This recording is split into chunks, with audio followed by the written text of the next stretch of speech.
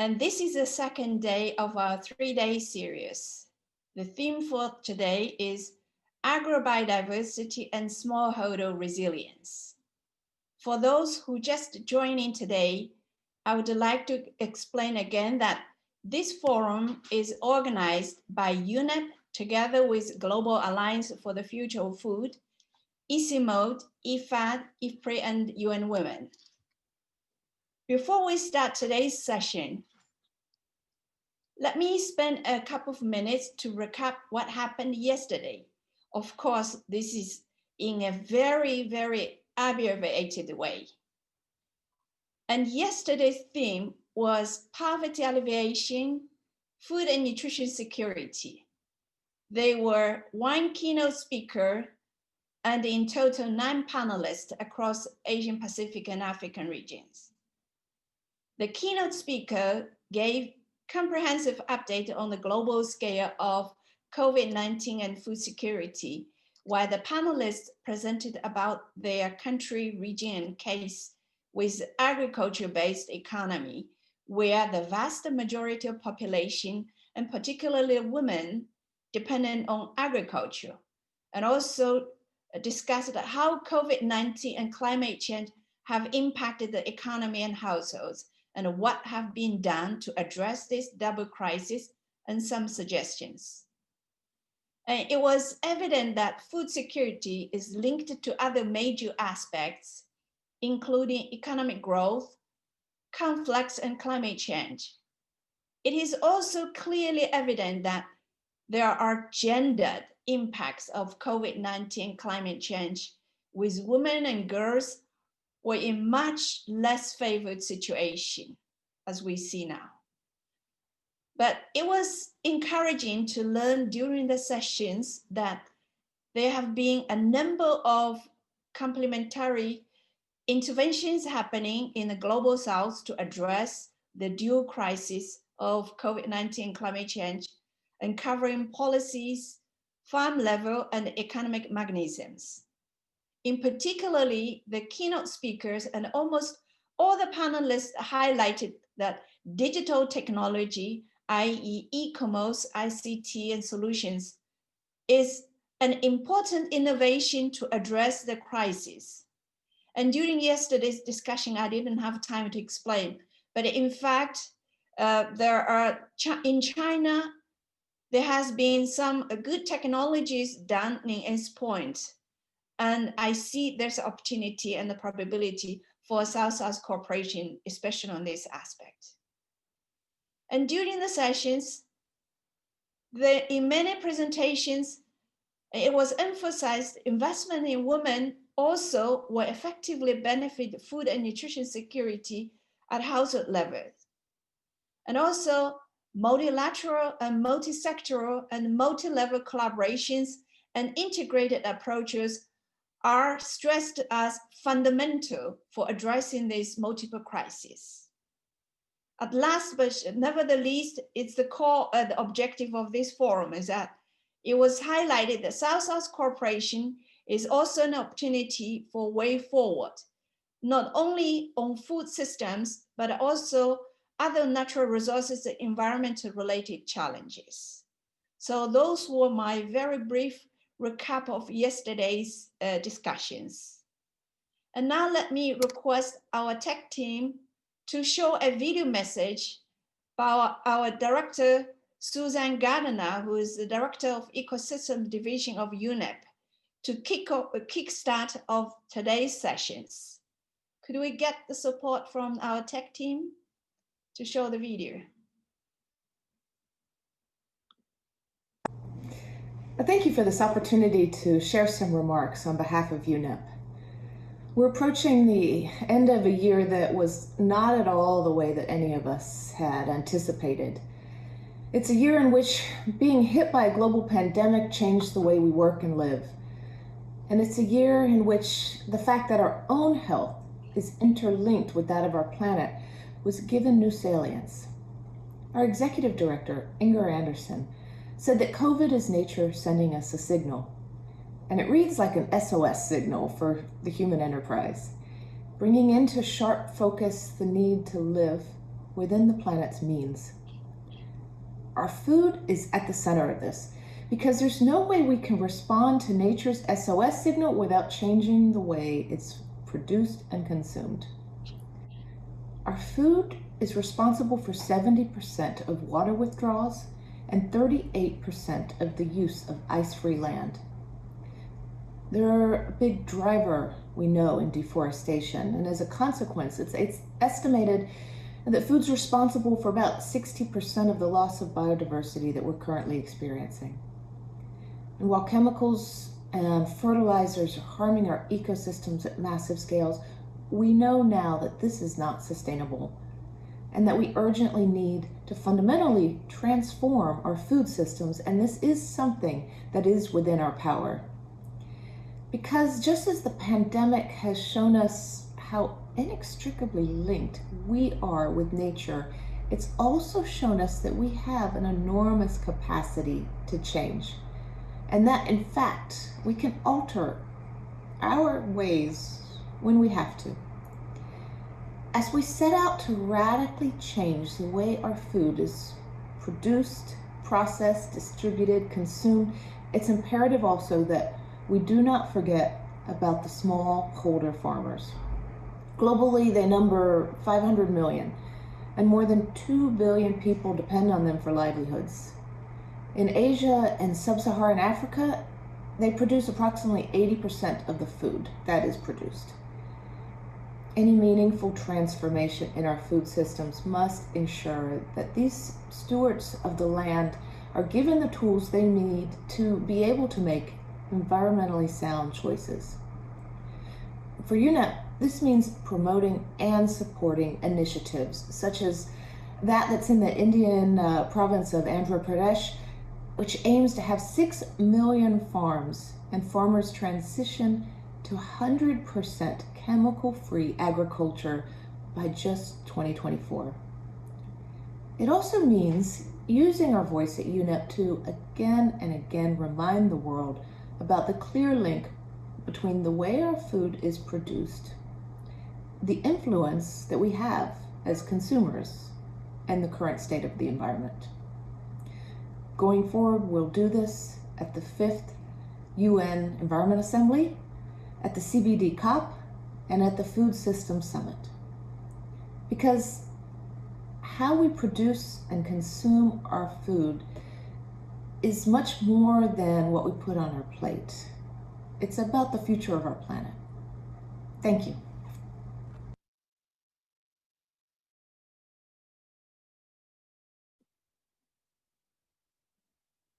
Yeah, I think I believe that we all agree that the pandemic is the SOS signal sent by nature, and also reflecting how much that human and nature are interlinked.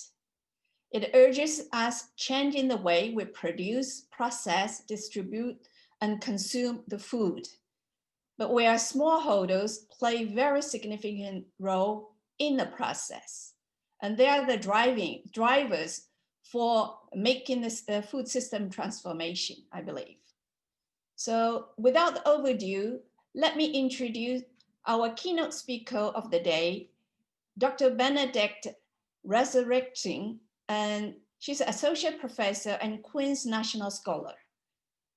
And Bernadette has more than 20 years of experiences of doing research and teaching on gender, environment, international development in Southeast Asia. And of course, she's a current associate professor and Queen's National Scholar of Development in Practice at the Global Development Studies Department of Queen's University, Ontario, Canada. And previously, we knew her, and she began and led the Gender and Social Equity Program at the Stockholm Environment Institute.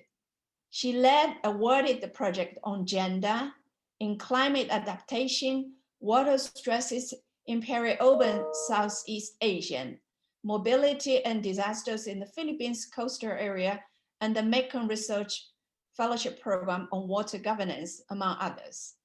She is the year 2019 winner of the Mary Farm Mayors Award for Gender and Disasters, awarded by the Gender and Disaster Network and the Gender for Natural Hazards and the Gender and the Disaster Network at the University of Colorado in Boulder. And Bernadette was formerly an associate professor at the School of Environment Resources and Development of Asian Institute of Technology, and she received her Master, MA, and PhD in the Development Studies from the International Institute of Social Studies of Erasmus University in the Netherlands.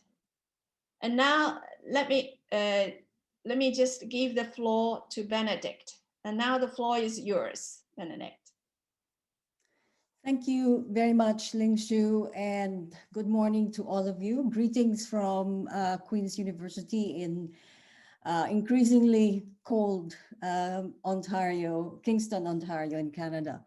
I'd like, first of all, to thank the organizers, specifically UNEP and others, for inviting me to deliver this keynote. I've worked a lot with UNEP colleagues before, especially with the regional offices in Asia and the Pacific based in Thailand, where we worked on gender and environment issues, as well as gender issues in marine plastic pollution, while I was a senior research fellow at the Stockholm Environment Institute. So our relationship has been quite fruitful and personally for me, remarkably inspiring.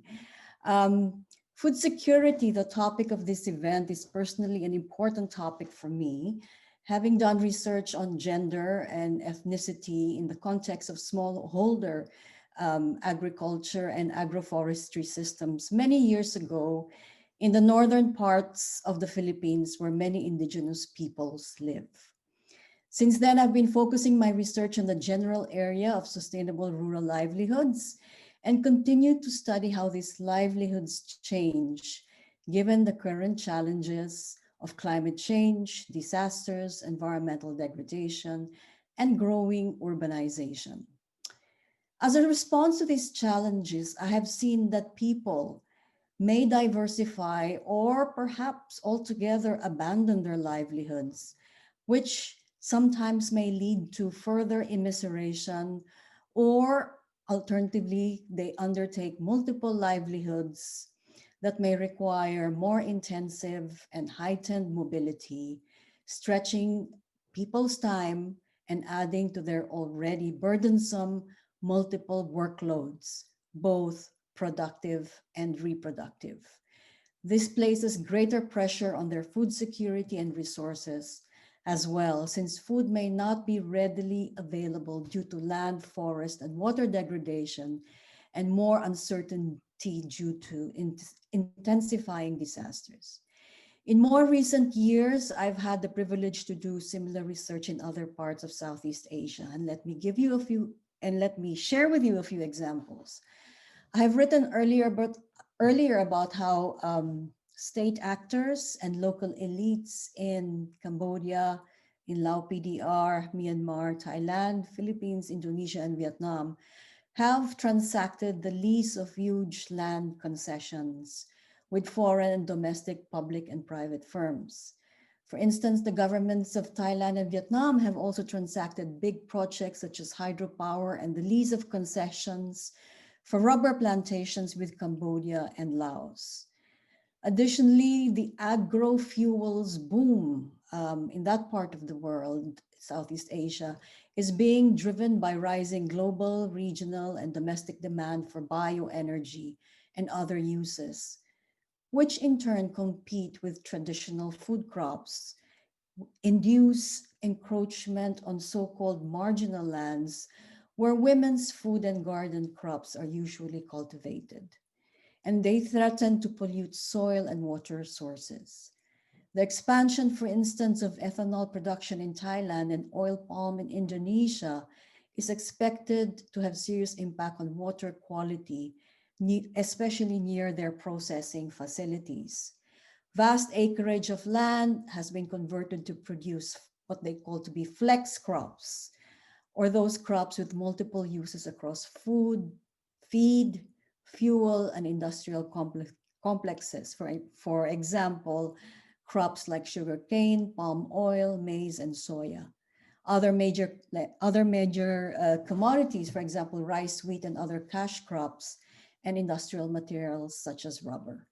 In turn, water and use rights of local smallholder farmers are placed at risk or reconfigured, especially when land and water are grabbed by these concessions for massive industrial production, where biodiversity and smallholder livelihoods, and therefore food security, can be seriously threatened. These displacements are worsened by the disastrous effects of climate change, such as intensifying droughts and dry spells or increased precipitation, and for fiercer typhoons. Going to the COVID-19 pandemic, this further demonstrates how conditions are actually worsened.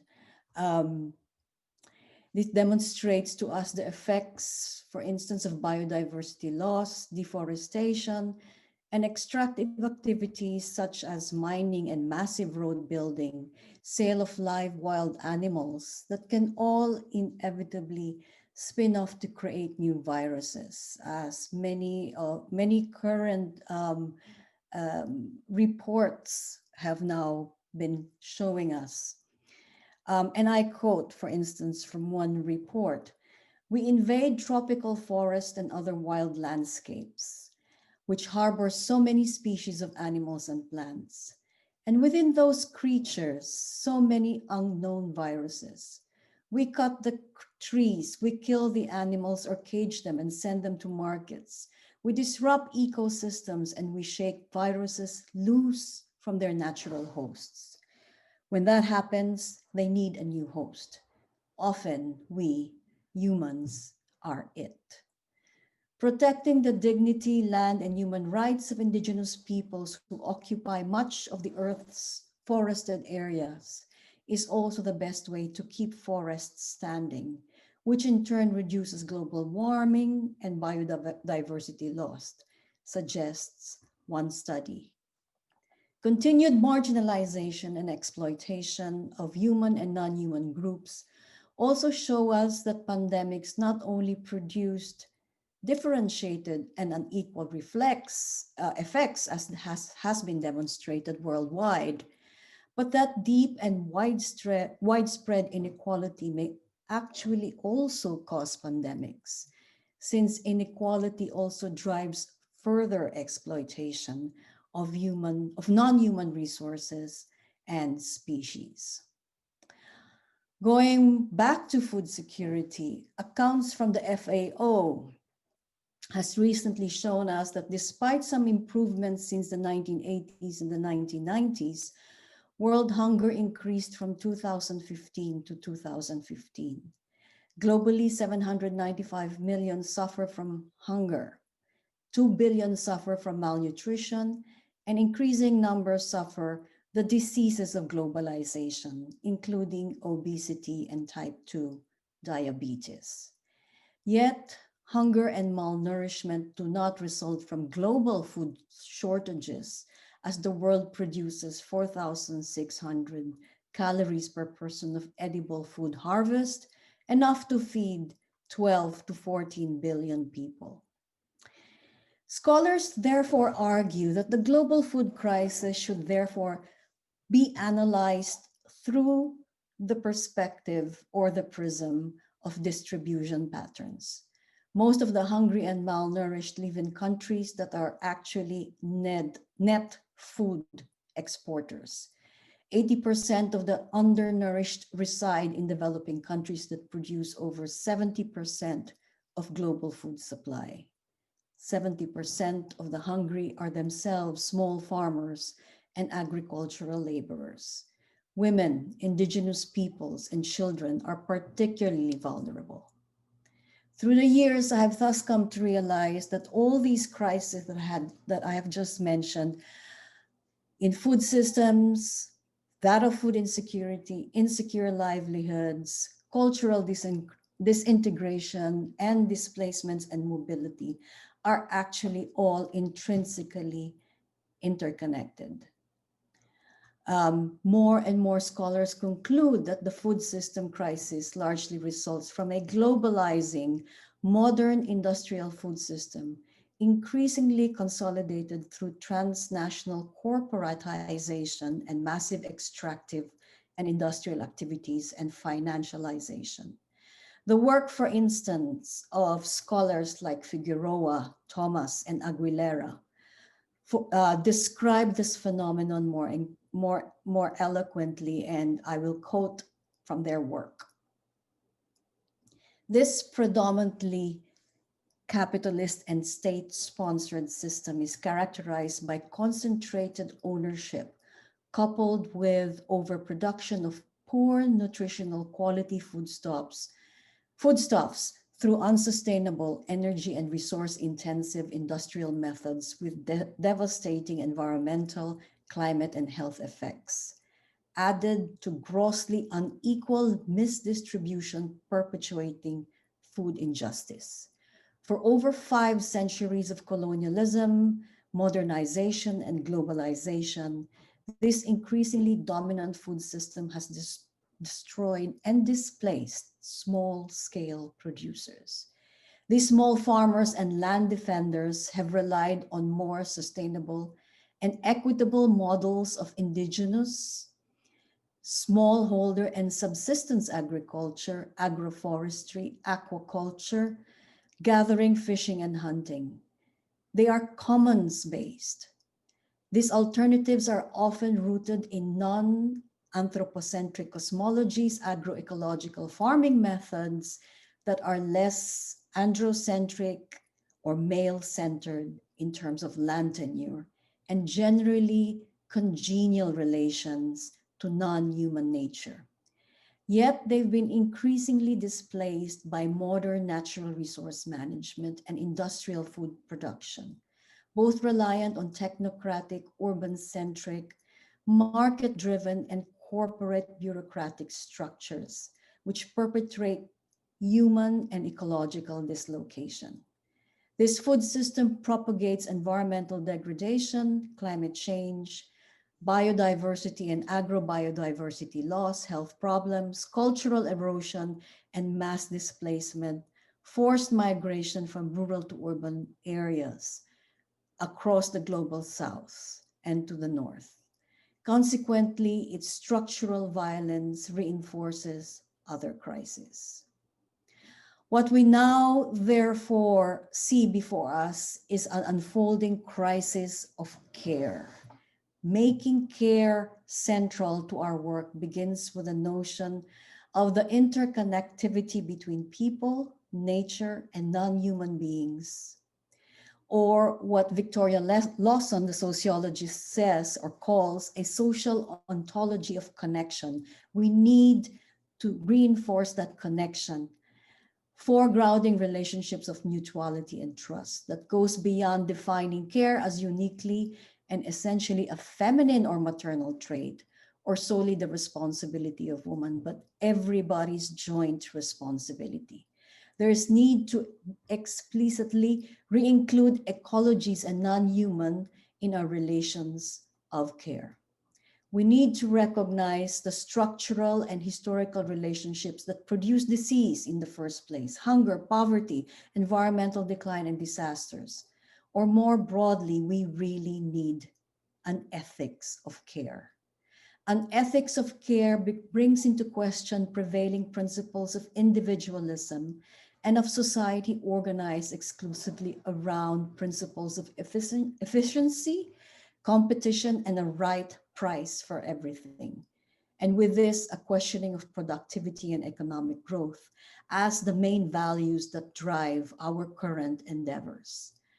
There are now many blossoming agroecology movements, and I think this meeting, this conference is a step in that direction.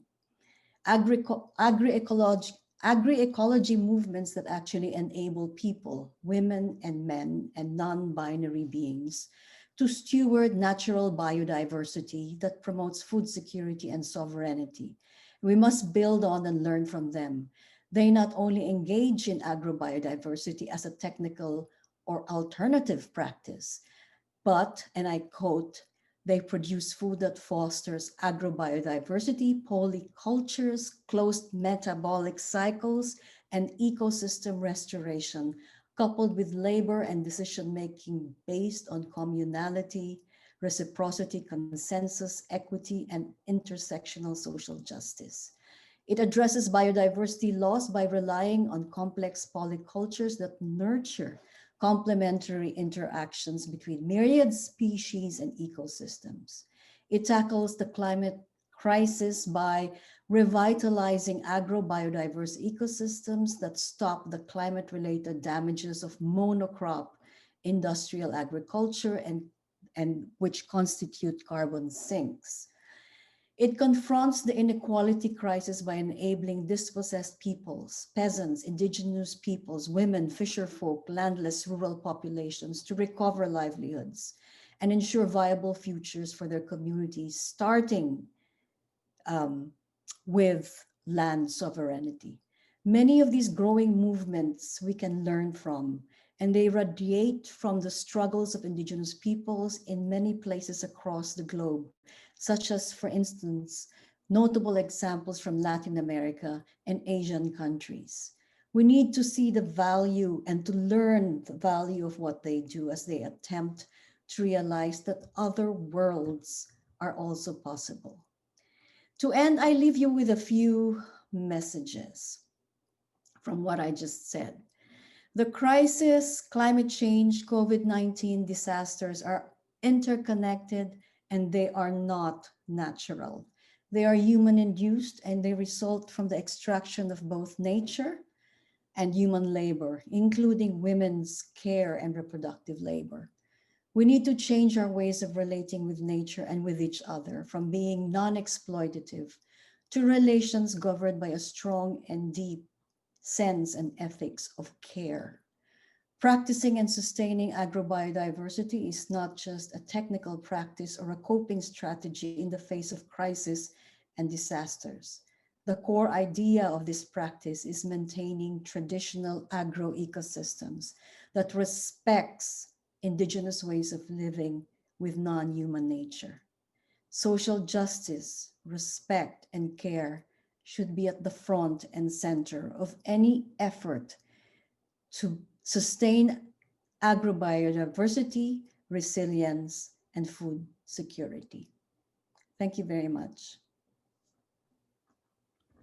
Thank you so much, Babette. It was an excellent keynote speaking and starting sharing your own experiences, but I think I have no way of summarizing what you've said, and you yourself got the bullet points at the end. I think we have time for a couple of questions, if I may. I know you need to go, time is late.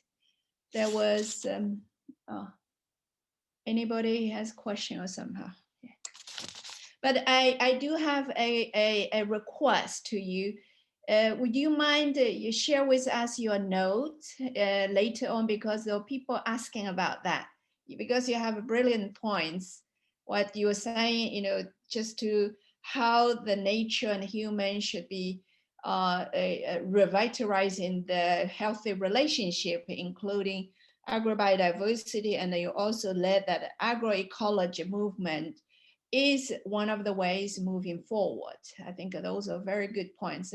I would like to get your notes later on to share with participants. Yeah. If there's no question, I would like to once again say thank you very much for your very inspiring keynote speech, and which really reflect a lot of things we're going to discuss in this afternoon or this morning in Nairobi time. So it's in Beijing this afternoon. Thank you very much, Babette. Yeah, thank you. Now I wanted to move to our 2 sessions and for the day, and our facilitators of the day are the Miss Nidhi Tannen and Dr. Fido Dam. I don't know how to pronounce your name, sir. I'm sorry. Let me just briefly introduce our two facilitators. And Nidhi is a socio-economic advisor for the East and Southeast African region highlights and UN Women's partnership with Standard Bank Group that seeks to empower over 50,000 women farmers in Malawi, Uganda, Nigeria, and South Africa through modern and environmentally friendly farming technologies. Nidhi is an agrarian economist and a gender and rural development specialist with more than 25 years field experiences. Her practice also draws from a cross-section of conducting needs service analysis, designing and facilitating capacity development programs, conducting impact assessment, and working with communities and their agencies to articulate and organize around their priorities. Nidhi's focus has revolved around issues on food security, climate change, gender justice, and youth employment and ICTs. And Dr. Ndam is the deputy, our second facilitator for the session 4 and he is the deputy president of Alliance for Green Revolution in Africa. And then he is keen to match economic opportunities available to smallholder farmers with agriculture investment programs that have impacts, and is working with farmers' organizations to increase smallholder incomes and livelihoods, involving providing demand-driven income-enhancing services for members, including access to input services and markets.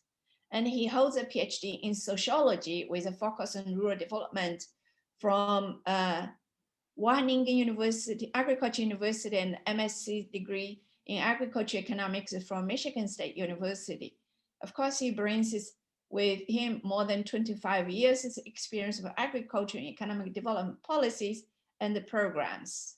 Now, I would like to hand over to Nidhi to facilitate the first session of this afternoon.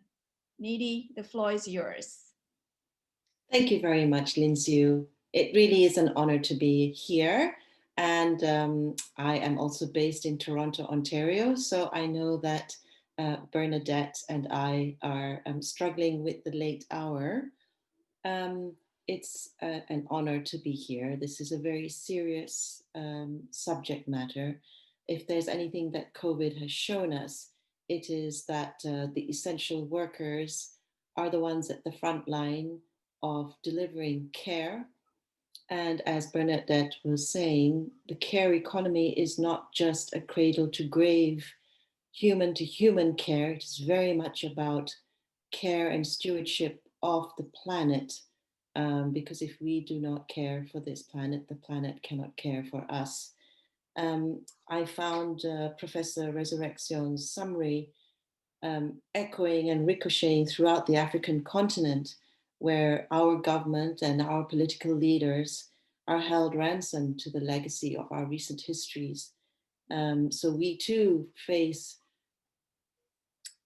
food systems that are on degraded and marginal lands. We too face monocultural plantations in the flex crops. South Sudan has just signed up for palm oil. Liberia, of course, has rubber, but also palm oil coming from Thailand and Indonesia. And I think it's very important that we start to not only look at the ecosystems, but also the globalized trade terms that shackle our economies and our people. So it was very heartening to hear Professor Resurrección and to have also Susan Gardner's opening about a meaningful transformation away from chemical, agriculture. And I am looking forward to facilitating the discussion ahead of us. I speak on behalf of the Regional Office of UN Women. I'm also an independent gender consultant.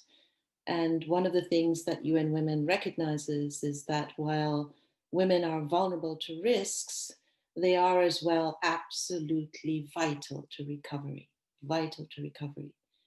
And in session 4, there will be a speaker who has worked with UN Women since 2015, conducting a series of econometric studies on the costs to the economy of the gender gap in agriculture. And the one thing that these studies have shown is that there is a direct correlation between investing in women and local food systems and lifting people out of poverty. This is nothing new. This is a chorus that is much sung, but because our movement towards healthy, resilient, stewarded ecosystems continues to battle against the power of corporate interests, it's a struggle that is often 3 steps backwards and 1 step forward. So thank you to the UNEP team for inviting UN Women, and we hope very much to continue this conversation. I would like to now introduce the 4 key speakers, panelists. Thank you so much for joining this panel. You each have 10 minutes, and you also know that the questions underpinning this discussion are about agrobiodiversity, smallholder farmer communities, and how they have been impacted by natural shocks, catastrophes, climate-related disasters, what kind of policy instruments and conventions should be aligning to promote agrobiodiversity as a food strategy, and what governance models might exist that will enable women and men to better steward national biodiversity while also promoting local food production. I will quickly introduce our panelists. We have here with us Yiqing Song. She's a senior research fellow at UNEP IEMP.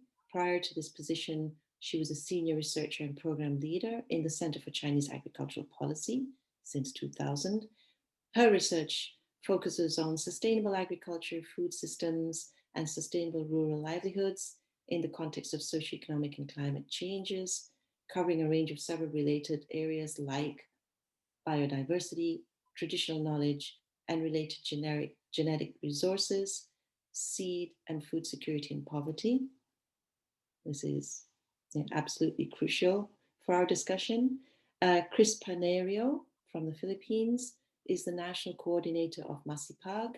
He's been with Masipag for more than 20 years, and he has a background and license as an agricultural engineer from the University of the Philippines, and instead chose to take a path through development work, helping farmers and indigenous peoples to improve their food production and achieve empowerment and social justice. These things go hand in hand. We have Pierre Boileau from UNEP, currently the head of the Global Environment Outlook program at UNEP. In this role, he has led his team to complete the 6th Global Environmental Outlook study, as well as 6 regional environmental assessments. And as part of the 6th Global Environmental Outlook, his team has worked closely with more than 160 experts and authors to produce this analysis. And finally, we have from Nepal, Mr. Bharat Bandari, who currently works as the Program Development Director for LI Bird, which is a Nepal-based NGO. And he has over 17 years of professional experience in community-based agrobiodiversity management, sustainable agriculture, and post-emergency rebuilding of family farming with reference to nutrition-sensitive agriculture. So we can see we have a very like-minded team, no big hostile audiences here. But over to you, if I may open first with Yiqing. You have 10 minutes, Yiqing. I don't think I can open my video.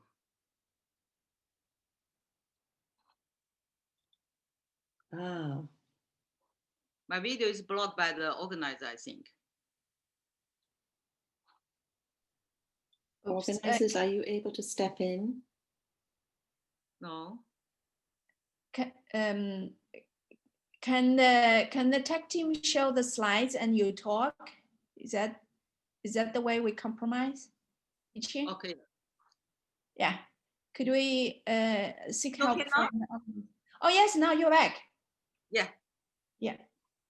Okay, so 我可以来 share 我的那个了。哎 You share screen. share screen.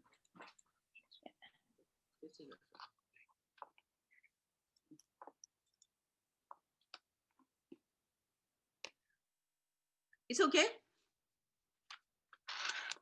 Yes, we can see. Thank you, Yeah, Yiting. good afternoon from Beijing. And I know it's morning in Nairobi and very late in Canada and elsewhere. And I'm talking about enhancing smallholding farmer systems for survival and sustainability, because this is a root and the base for our human being. I'm very glad that Dr. Bernadette talking about the relationship between human and nature. And this is the core for our talk now, and it's very crucial. And this is our current situation now. You can see that for the climate change and for crisis, for the uncertainties we are facing. And all those are causing actually by our human activities in the middle. Coming the industry, chemical, agriculture, water, land, air pollutions, urbanization, and migrations, all those are increasing. And at the same time, we've forgotten our bicultural heritage. We're losing our biodiversity, and our smallholder farmers are marginalized. And this is really the situation we are facing. And now it's the current situation is not very, it's increasing. And this COVID-19 pandemic really is a disaster and crisis year, but really provide us an opportunity to thinking about looking back and ahead. And also now, let's looking at the our past, with our human beings starting our civilization from seed domestication, and then from farming. And this is our root and our base. And still now, farmers maintaining all those things for millennia years until now. And still now, smallholding farmers, their majority are women, and still produce 70 to 80% of the food globally. However, recently, as a FAO report, the majority of the hunger people are smallholder farmers.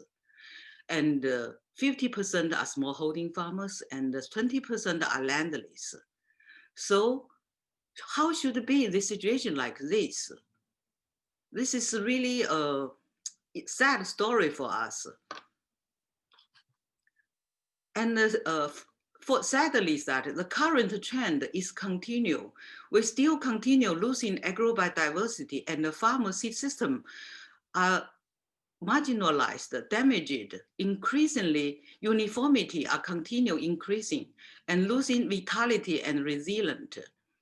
And the whole, these things are threaten our base and threaten or damage our root.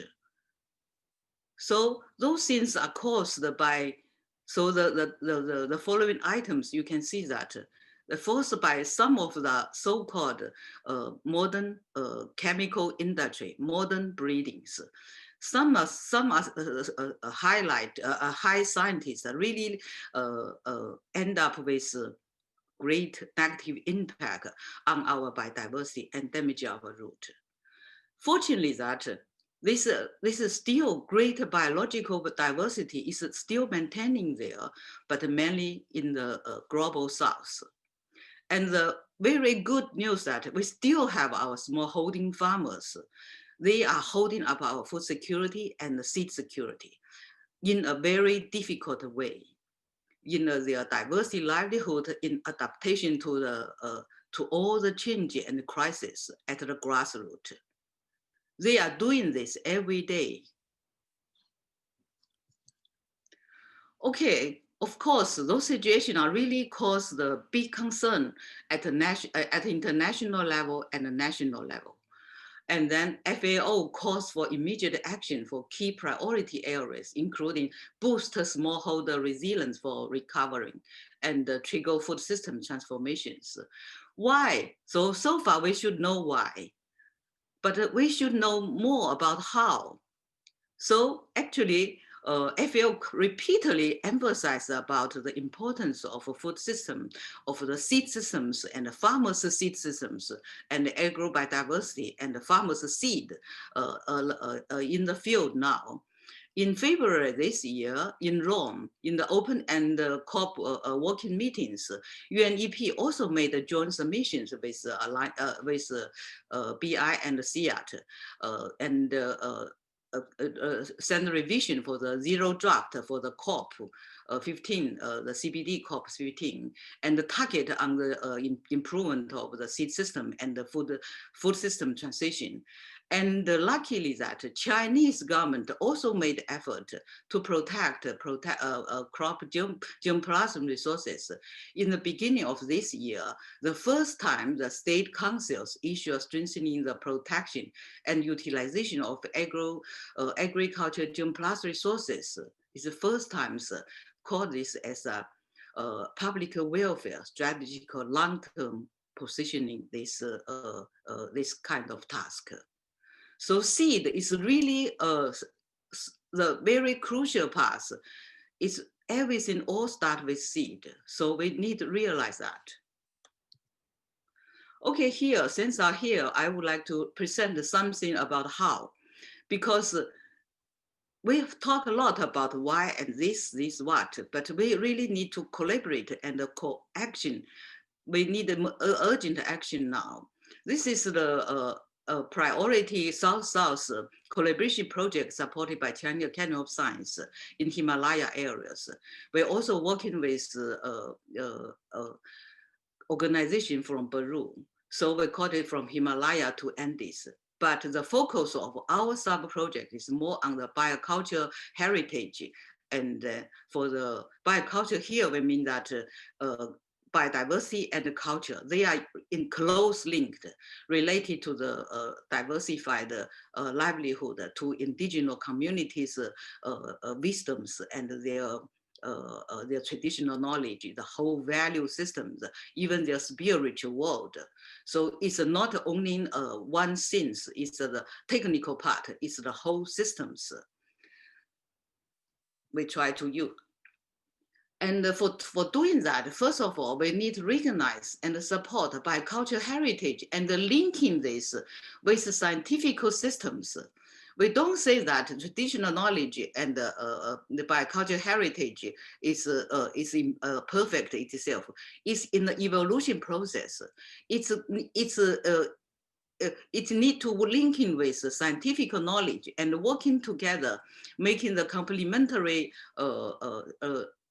support towards each other, enhance both systems, and this make the things work. And this things still continue until now. We're working on this for past 10 years already, but still continue now as a living lab in both in Nepal, in Yunnan, in China, and also in the Peru, in Andes mountains. So it works. We're working with the CIP in Peru. We're working with the China Agriculture, China Academy of Agriculture Science. We're working with a group of scientists. And this is the 4 communities alliance in Yunnan part. Here you can see that this is the indigenous community of Naxi. They're working together automatically by themselves and trying to, through this biocultural landscape heritage framework, they're working to adapt to climate change and to all the crises, and they are growing and they are become more and more independent. They even showcase to other indigenous community to pass their appearance to other areas in China. Miss Yi Ching, you have 2 minutes. Okay, This is the water systems. This is really excellent case that to show the traditional wisdoms, how they working with nature. This is the past for survive for thousands of years already, old system, water systems. And this biocultural heritage systems really link to farmers and indigenous communities diversified livelihood and their culture. It's mixed up systems. And this is the farmers working together with scientists to improve their land races, to improve their seed system. This is not only about seed. The seed is also as a base for agroecology, for the resilient food systems. So combined into the whole local, specific local food systems, farmers are working, and also linking to the market through collective trademark, through GI, and all those things. And women are used and are the important actors in these actions. And also we're trying to link to the city consumers, to kids, through a soybean seed and to tofu culture, and then to the whole things through education. Because we think that the whole food system is consumer and producers and rural and urban. They are the whole value chains and the short value chain and short local food systems. And women are seed keepers, food producers, and also community leaders, because they are the majority in the smallholder farmers. So we're talking about SDG. We cannot avoid the women. They are the most important actors in the last but not least. We share a case that we paper we published in UNEP. Online that about our COVID-19, working with nature and the farmer for inspiration from 14 communities across China.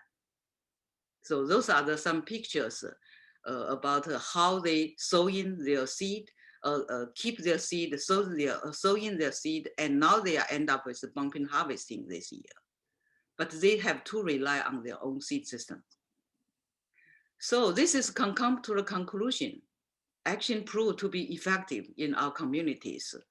First is bioculture and the farmer system as a base. We need to recognize that. We need to support that. Second is that from seed to table actions for resilient food systems, not only seed, but the whole food systems. And third is linking the ancient native wisdoms with the scientific knowledge. We don't need to cut off the history. We need to understand where we come from. Last one is women empowerment for in agrobiodiversity, food production, and healthy diet. They are the most important in this part. Okay, thank you. We're working together, protecting our base and our root. Yes, I was just yesterday actually talking to colleagues about exactly what you're talking about, seeds to table. So it's kind of funny to see you saying that today. And seeds is at the core of both agrobiodiversity and food systems for us. So thank you very much for your presentation.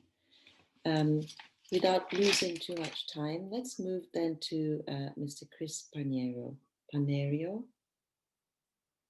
You have 10 minutes. Okay.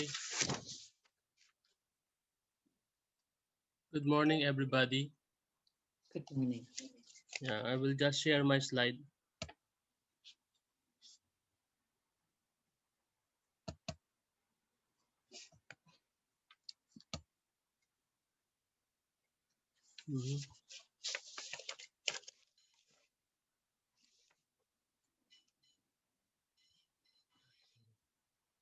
Yeah. Good afternoon, everybody. Good morning. Chris, could you start the slideshow, and then that will yeah,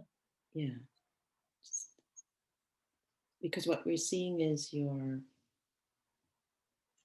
flow of your slides, but if you can start the slideshow, then yeah, maybe we can do it that way. Yeah, Start your slideshow.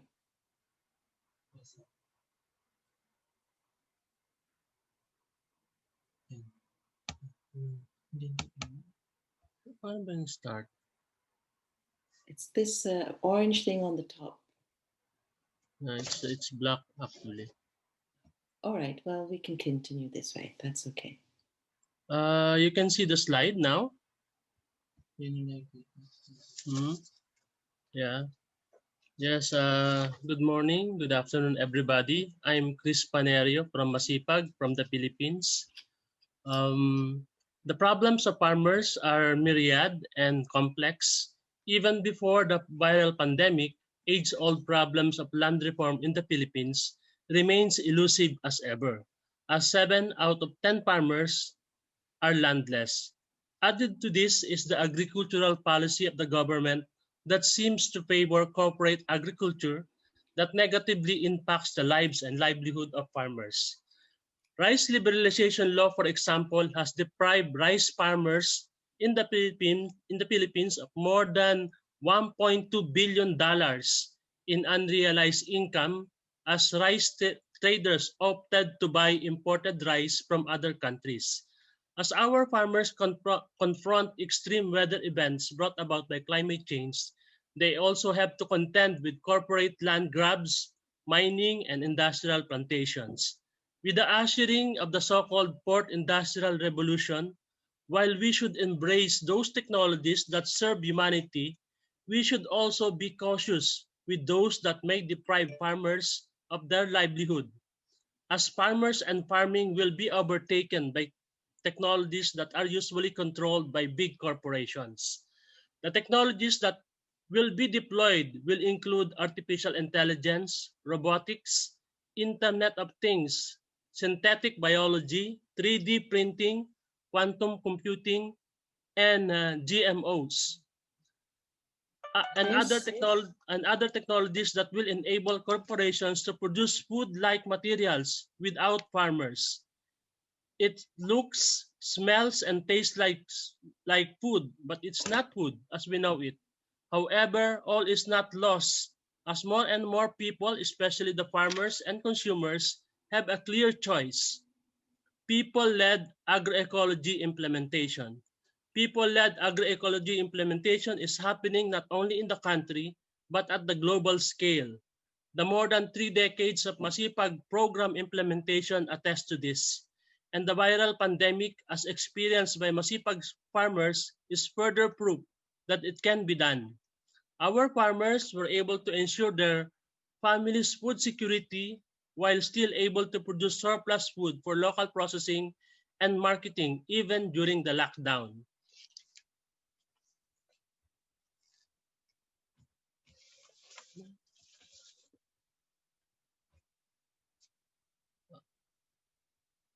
In Masipag, we have more than 500 member people's organizations.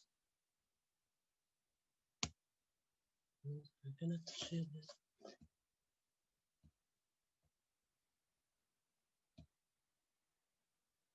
We have 41 NGO partners, 20 church-based development organizations, and 15 scientist members. We have around 60 farmers reached in 63 out of 81 provinces. We have 20 farmer rice breeders actively breeding their own rice varieties, and we have more than 100 volunteer farmer trainers. And in 2020, we have more than 100 people's organizations actively involved in local marketing and processing. In this slide, one of the earliest programs of Masipag is the conservation, identification, multiplication, maintenance, and evaluation of traditional rice. This is our response to the genetic erosion of rice caused by the Green Revolution. Filipino farmers have at least 4,000 traditional varieties of rice before the Green Revolution. However, these were lost and replaced by few high-yielding varieties with narrow genetic base and susceptible to pests, diseases, and extreme weather events. Currently, Masipag have collected, developed, and maintained more than 700 traditional varieties of rice, 1,200 Masipag rice, and more than 180 farmer-developed rice. In 2018, at least 188 community seed banks for rice were established by Masipag farmers organizations across the archipelago. This enabled them to identify and develop rice varieties that are saline, drought, flood, pest and disease, and heavy rain-tolerant varieties. CIME for rice is the foundation of the farmer-led rice breeding of Masipag.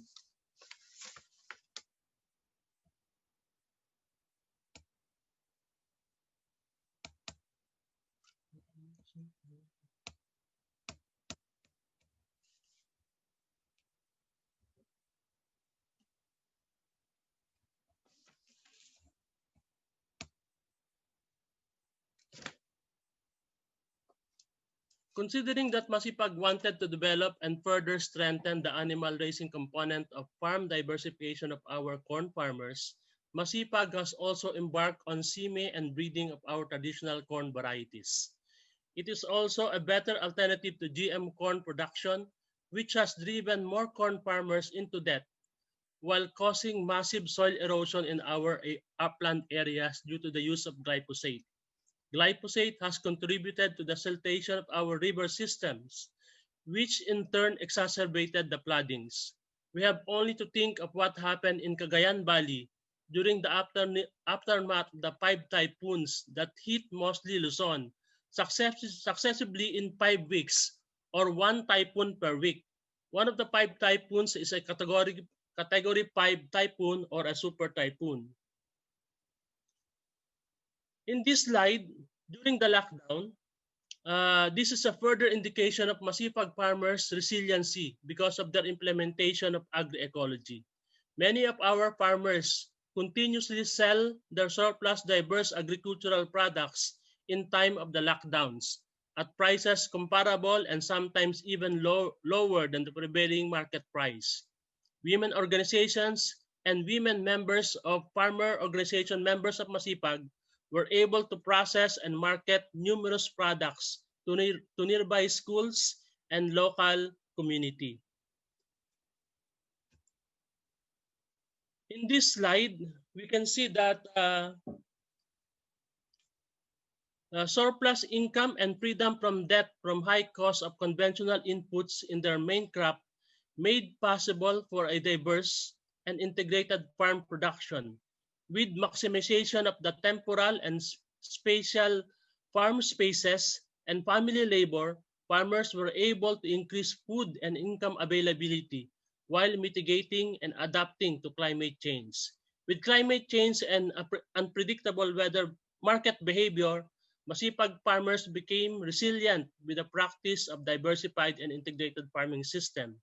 This has allowed the network to practice seed sharing and making available to many communities with Masipag farmers organizations diverse seeds of spices, herbals, feeds, forage, and other planting materials, and sometimes even native chickens and native hogs. In one of our farmers organizations, they are able to disperse for free native piglets to some members of their organization.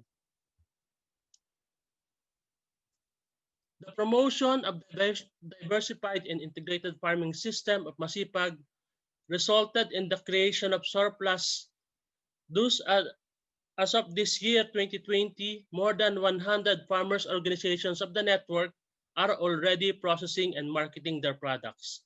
For the longest time, farmers are just sources of raw agricultural products, and these are sold to processors and integrators. However, people's organization can take this role too. Thereby, they are able to reap at least 40% of the profit in agriculture. I would like to emphasize that here, most of the marketing and processing projects of PO members of the network are being led and managed by women. Coupled with the practice of diversified integrated farming system and the marketing and processing program, Masipag farmers were able to dodge the worst impacts of the liberalization of agriculture. After rice industry, the next in line to be liberalized in the country is the sugar industry. It is sad that the government, after passing a law which impacts the food system and farmers, does not conduct a post-study on its effect on the farmers, consumers, and the environment. This is also true with mining, GMOs, and other economic policies undertaken by the government. While Masipag supports and campaigns for the scrapping of the liberalization of agricultural products, that we have also undertook processing and marketing to improve the economic situation of Masipag farmers as part of the farmer empowerment objective of the network. Chris, you have 2 minutes, Chris. Yes.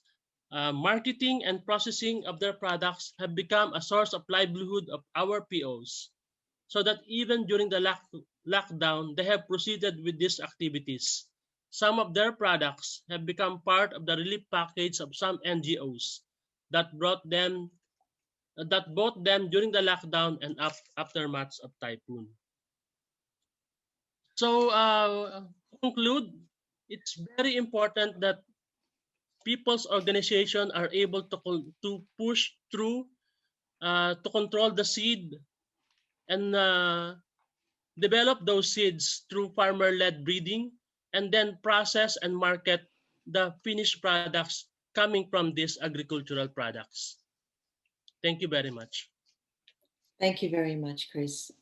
It's clear to see that you've been in the field for some time, and like everybody who gets involved in this work, we become very passionate because of the political economy of food systems.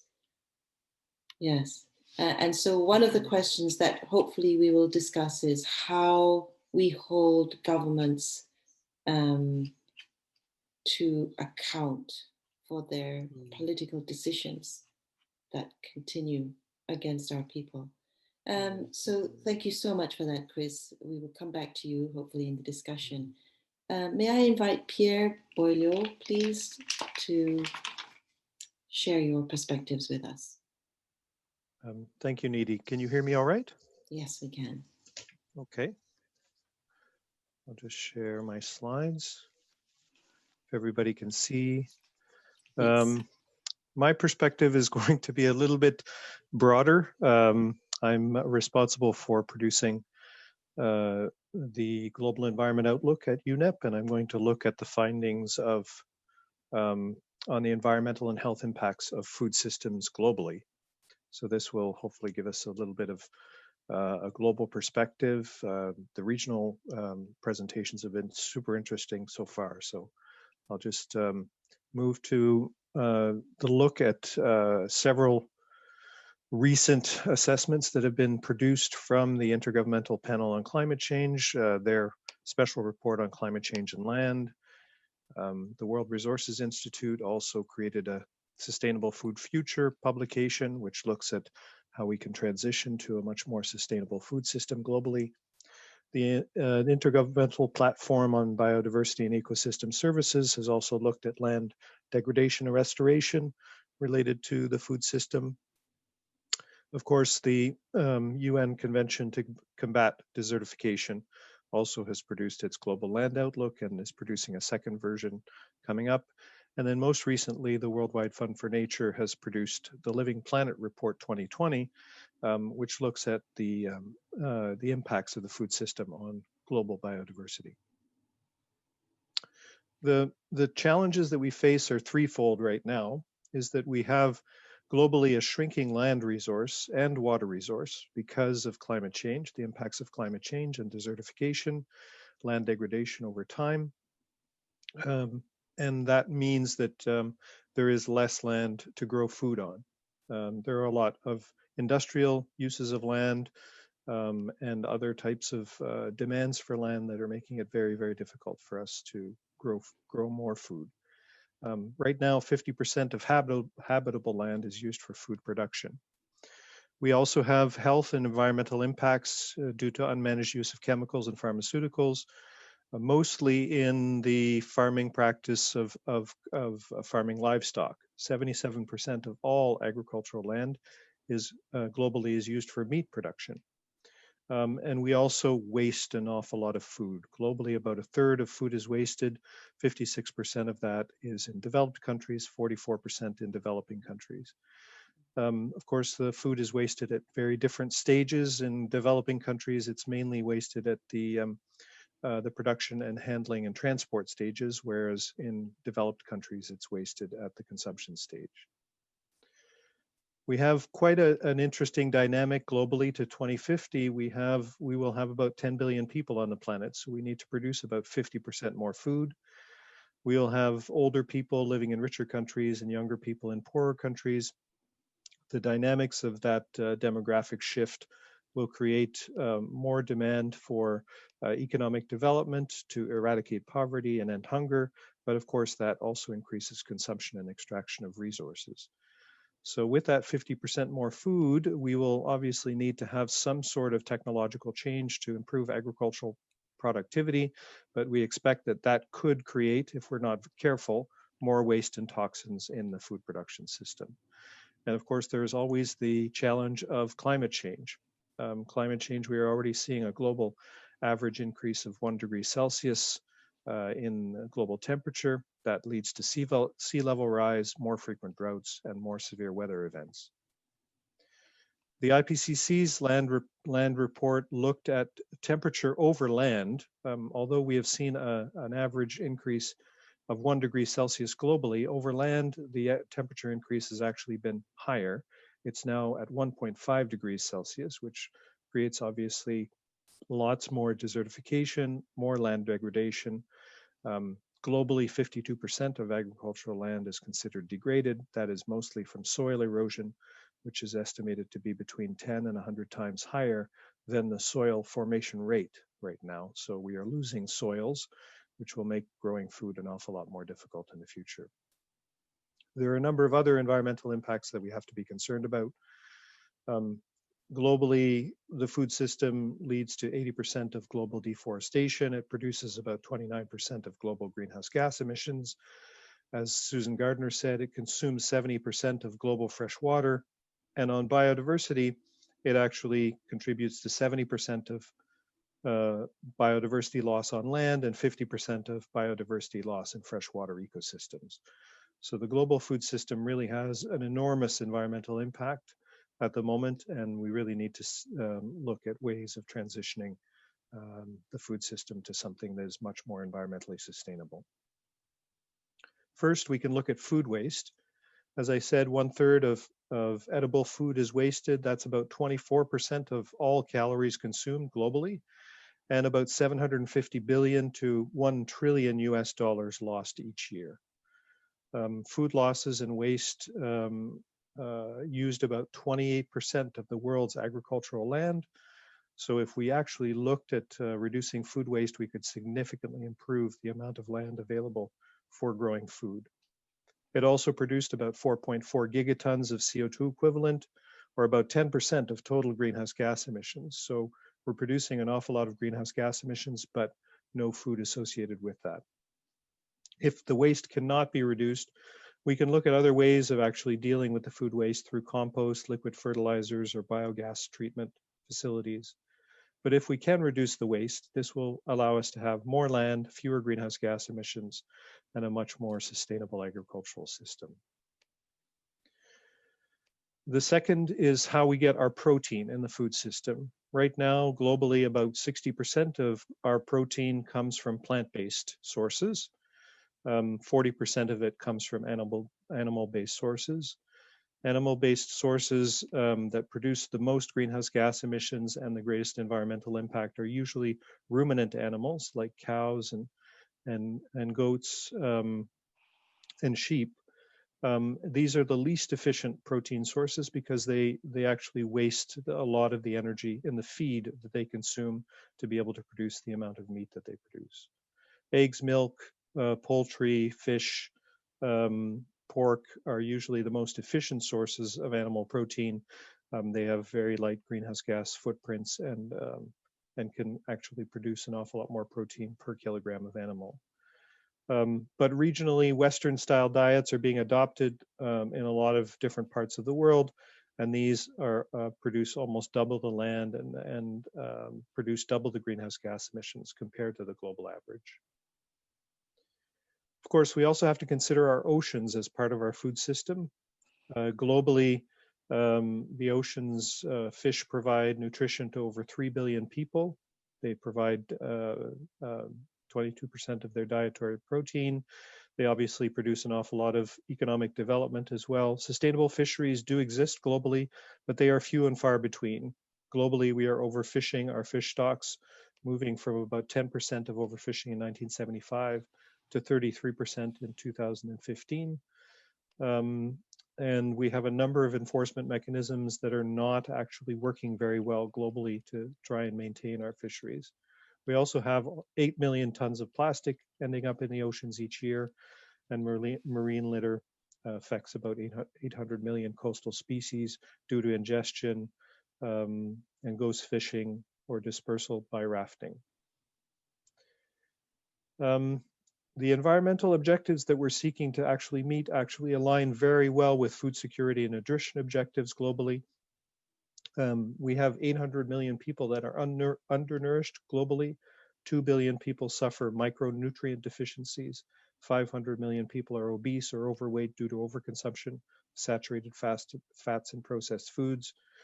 What we are proposing is a food system that actually produces an awful lot more green vegetables, an awful lot more nutritious foods to be able to deal with the nutrient deficiencies and the food security issues.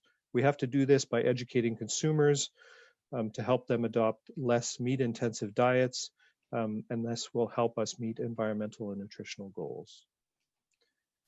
Of course, there are key challenges to the global food systems. We have to meet a greenhouse gas emissions gap to be able to meet the Paris Agreement targets that were agreed in 2015. This would require a 70% emission reduction from the global food system to achieve a 2-degree world. The World Resources Institute report indicates that that would require about 30% of the global population to have mainly a vegetarian diet and 50% of the remaining population to eat non-ruminant meats. This would help achieve this 70% greenhouse gas emission reduction. We also have a land gap because we have a shrinking land resource.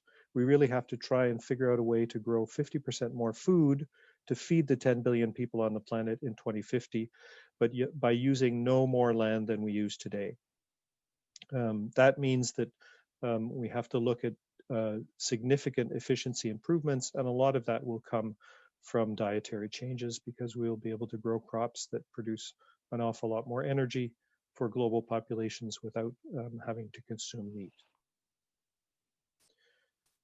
The last challenge that we face is really the challenge of antimicrobial resistance. Right now, antibiotics and antimicrobials are used in food production.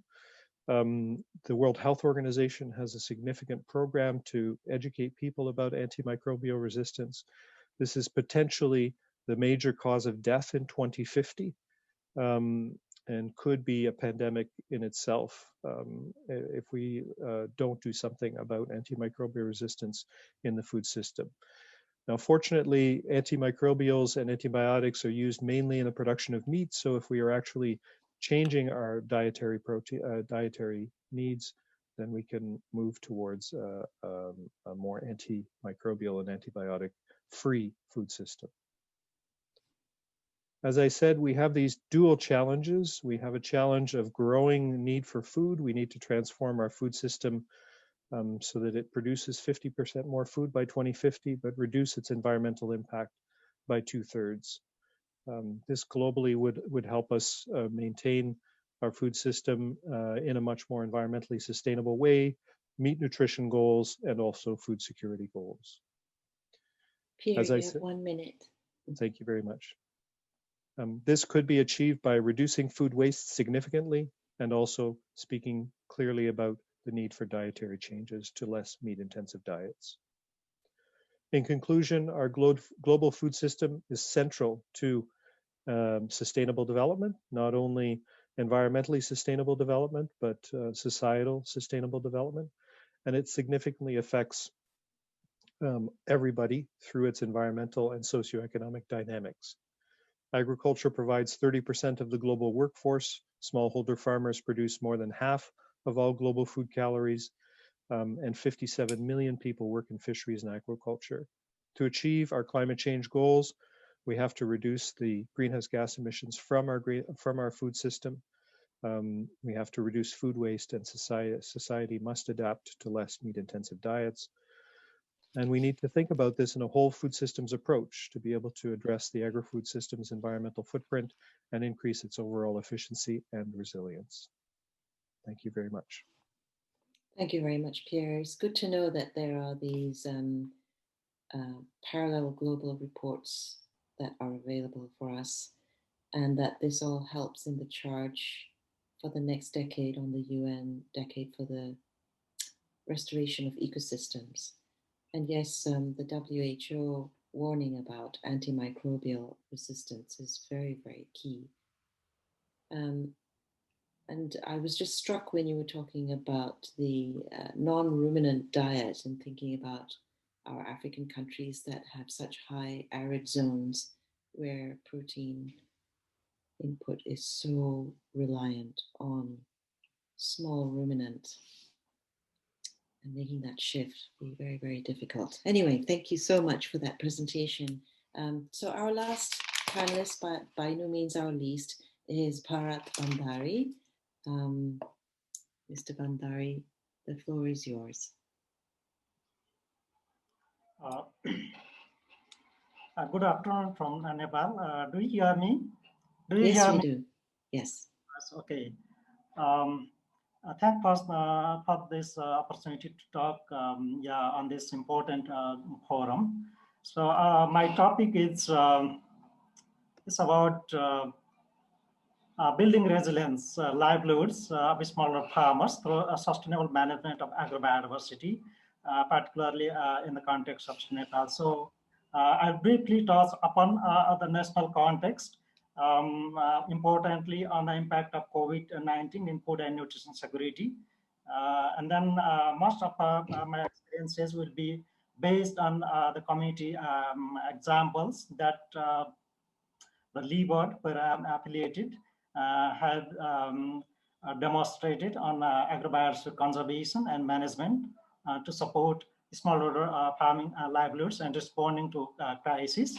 And then finally, I'll conclude with some message that's very important to look forward, considering the COVID and also the changing climate that the farmers are facing these days.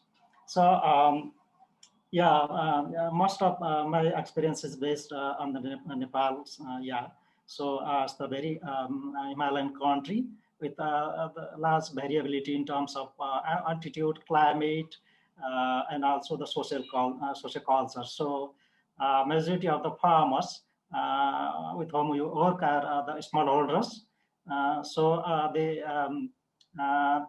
they are actually the smallholder, the subsistence farmers producing foods in hills and mountains with rich crop diversity maintaining both in the farming and the food system. But in the recent time, they are facing a lot of challenges to maintain the diversity that, of course, very obvious, is common in everywhere, and also sustaining livelihoods under the changing climatic context, which is quite visible.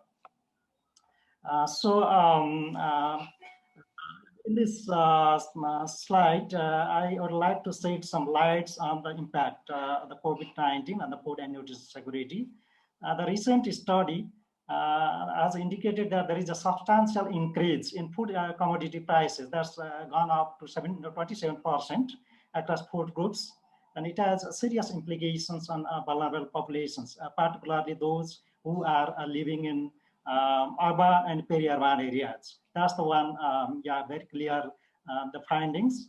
Among places, the price inflation is very high, in the urban, the more commercial, more accessible and urban areas as compared to the rural places. It was actually done in 3 sites representing different agroecological regions, and then one of the sites included is the very remote rural areas where the finding shows that there is a less price increase on commodity food prices.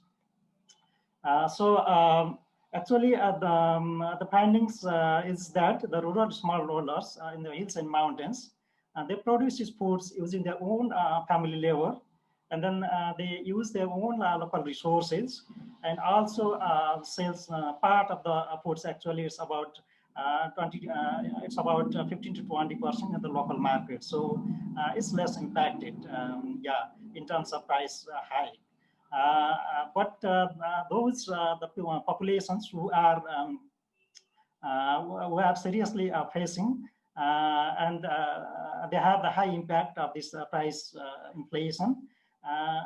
They are adopting a coping strategy that actually they are eating less vegetables, fruits, and animal protein, and then increase the cereals content in the daily diet. So the study has shown that the vitamin A rich food in their daily food items has decreased by 37%, and the iron rich food has been decreased by 19%. So it clearly indicates the nutritional challenges that appear in those the vulnerable populations. So the study actually clearly indicates that the smallholder farming system is mostly the women farmers have a greater role in this type of farming, and that this system is more resilient and better able to respond the stresses. That's that we have found in the recent COVID context.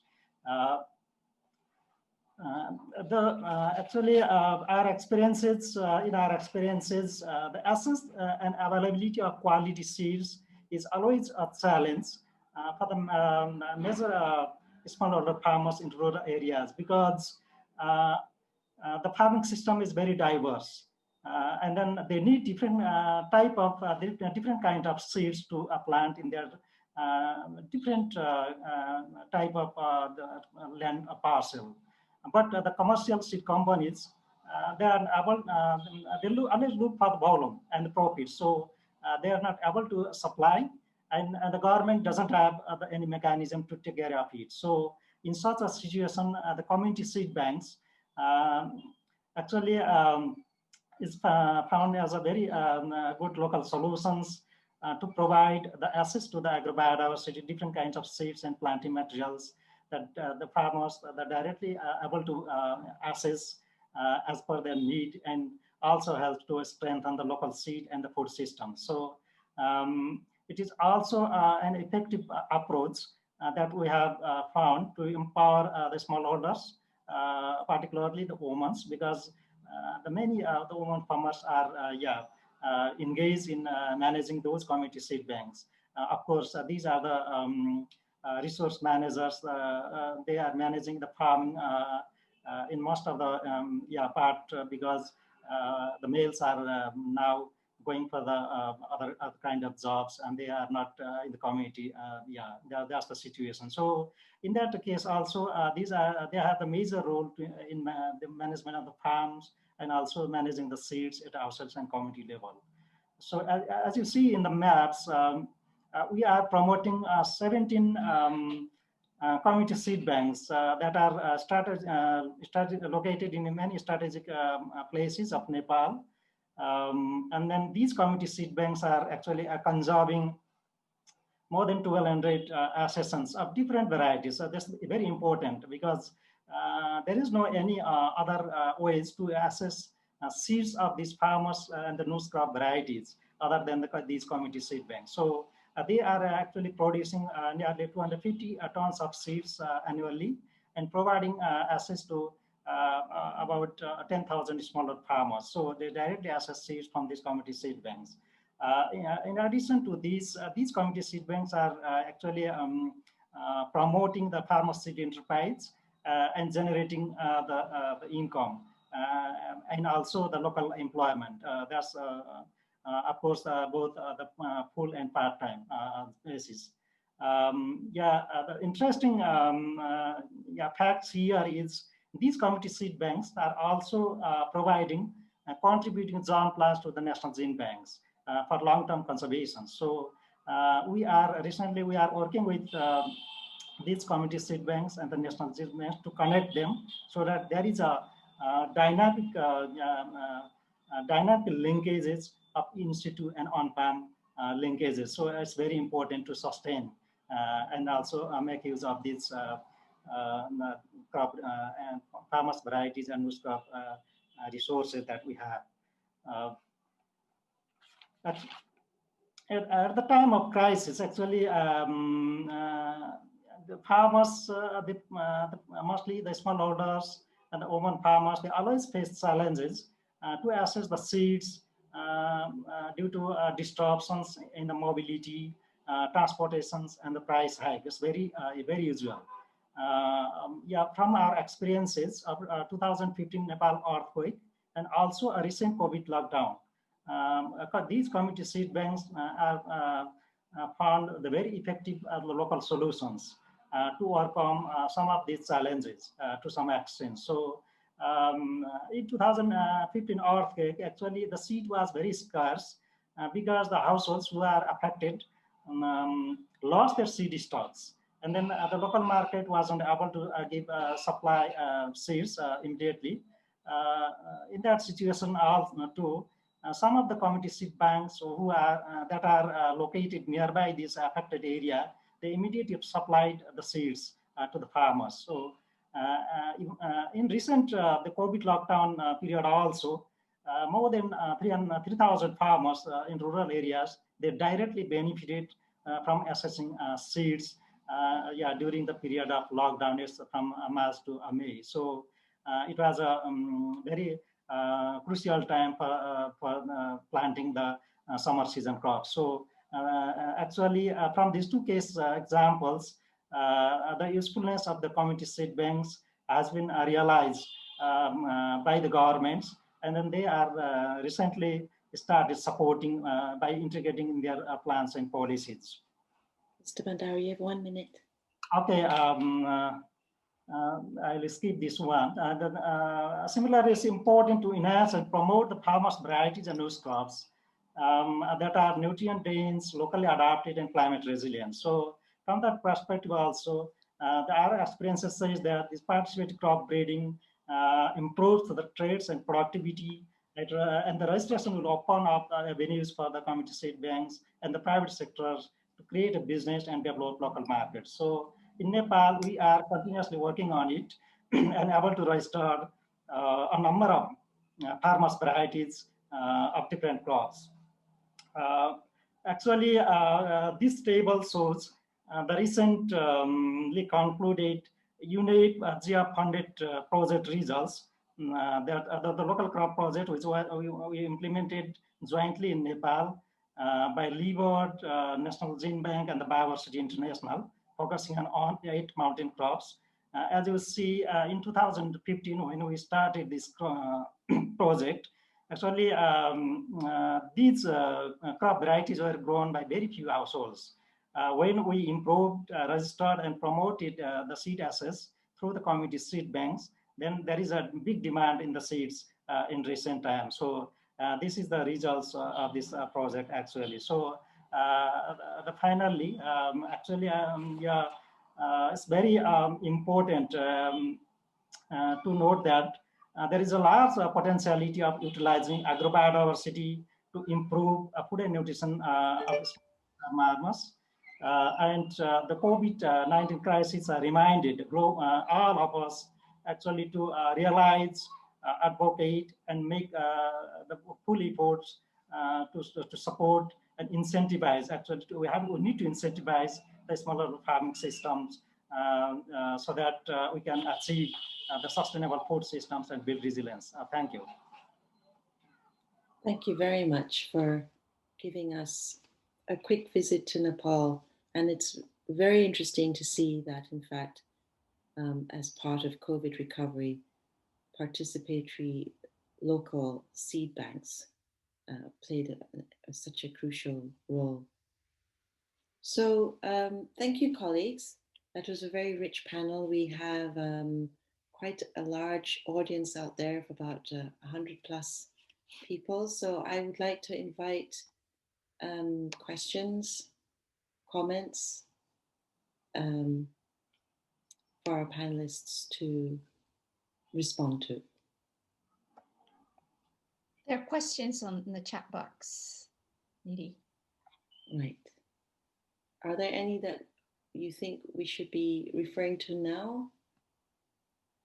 I see mostly comments.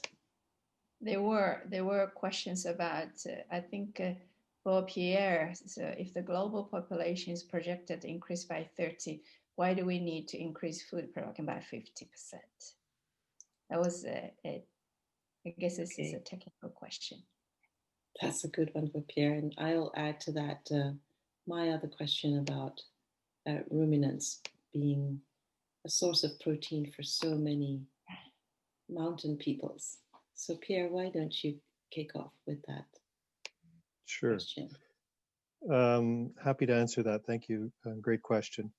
The projections on the demand for food are not only based on population, they're also based on the economic development status of each of those populations. So as countries become richer and populations become more affluent, they typically change their diets and move towards more calorie-rich diets, more meat-intensive diets. So this is why the projections on food demand are actually higher than the projections on population growth. So it's a combination of both economics and population. With respect to ruminants, the global projections really don't take into account the regional and local nuance that is needed.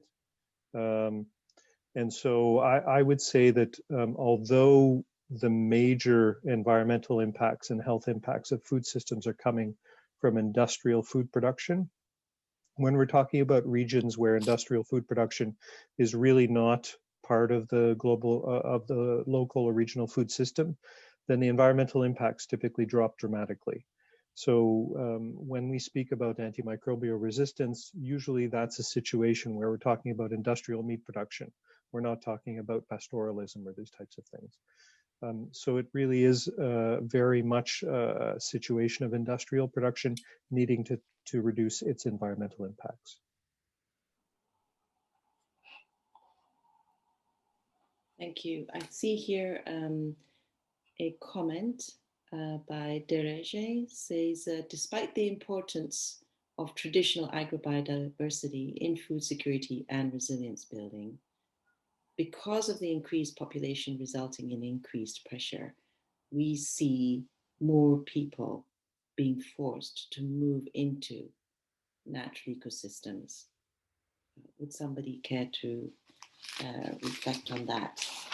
Perhaps we can call on our other speakers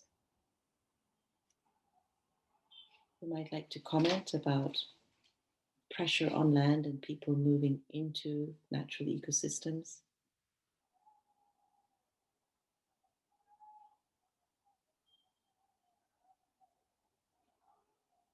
Chris, do you want to perhaps comment on that?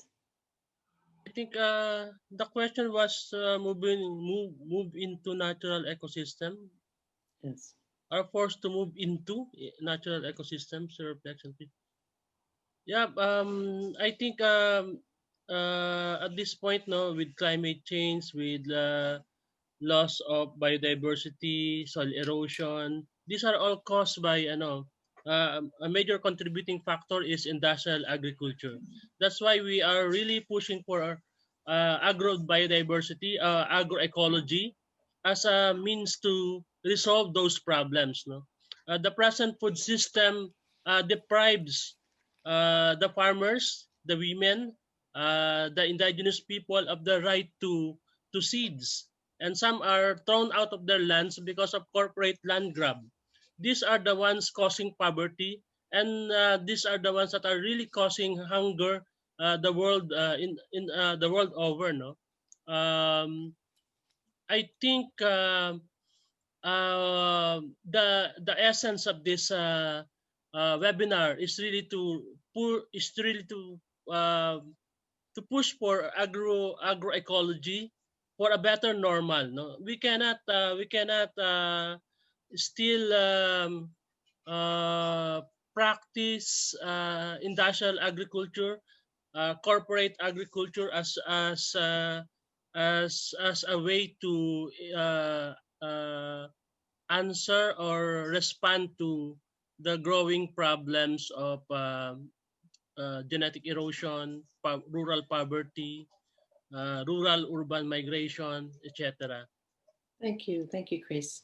In fact, that's a segue to another question here, which all our countries do suffer from. This is a question from Yifan Song, and she says, what do you see is the link between land tenure security to farmland and the ability to produce more food more sustainably in order to feed the population? Certainly from an African continental perspective, we are still living out the legacy of settler colonialism, where our best lands were taken and still reside very much in the ownership of foreign owners doing monocultural plantation. And many of our poorer countries, like Sudan, for example, accept GMO as part of the trade, terms of trade. And women farmers particularly, in fact, in many of our countries on the continent, they pay rent in order to farm. So I would like to invite our panelists to talk more about the political economy of land tenure. We talk about, natural biodiversity, and yet the very stewards of land are being removed from land. So I invite Bharat and Yiqing to offer your thoughts on land tenure security. Cindy. Okay. Nidhi, can I? Yes. Go ahead. While they are still thinking about their answers, I can only talk about our experience in the Philippines. Masipag is into an alliance with the national peasant organizations. Of course, we want agroecology to be a people's movement. That's why we are really forming alliance, networking with church, with national peasant organizations. For example, the national peasant organizations in the Philippines push for land cultivation. It's really a political act of farmers, landless farmers, agricultural workers, extra legally taking hold of abandoned and idle lands. They were forced to do this because agrarian reform in the Philippines is really dead. There's no more funding for agrarian reform. That's why, because of hunger, farmers are forced to organize themselves and extra legally take over these agricultural lands that are idle. No? That's why one contribution of Masipag is really to teach them, give them pre-seeds, diverse seeds, organically produced, and teach them how to do trainings on agroecology, organic soil fertility management, etc. That's the only way, we can only counteract corporate power by organizing ourselves. There is no alternative. Yeah, thank you, Chris. Yiqing, Bharat? Okay, maybe I can share some of the experiences from Nepal. So actually this land tenure is very important. Who holds the lands, how it is distributed. There are two scenarios when we look in the context of Nepal. So actually at the community level, some people who are not actually cultivating, but they hold the land. So recently, the study has shown that there is almost 30% land in mountains and hills, hills and mountains is abandoned because those people, they are not there, and then they are keeping land fallow. On the other side, the youth, the rural youth, they are migrating abroad because they don't have access to land. So that's the big issue. So we are, we need to find a way to how we can, make them to access the lands to grow, to stay in agriculture. That's the one scenario. So the other scenario is within the family also. It's important holds the land, actually the entire land. Mostly the household who is male, the land is entitled to them, and then it is seriously impacting to access the services and also actually finding the credits to the women, because actually the women are managing the agriculture, but the land is under the entitlement is with the male. So even the finance and also the service providers, they don't have, they don't get those assets, because without this, they need to put this land as a collateral, but it's not on their own. So these are the two issues that we have to find, and it's very important. The land issue is very important to be part of it whole, the food system and the agriculture system. So it's very important. Thank you. Yes, thank you. Thank you. Yiqing, do you have a comment on land tenure systems? Yiqing, you're muted. Okay, I can only briefly talk about land issues in China. Actually, land right and land issues are quite related to the seed right and biodiversity issues. What we're dealing with is that we're trying to encourage community-based collective action, and the farmer cooperatives, they're trying to, even for the collective action, collective right, and also push for the even to link the market for the collective trademark, those kind of things. This is what we are doing to dealing with this, to push and for the change gradually. At the household level, actually, for women, so there's also gender issues in land. In land tenures, like the household head is normally not a woman, and when women remarriage and divorce, there's some land programs, and they also have programs with land as a deposit for credit and those kind of things.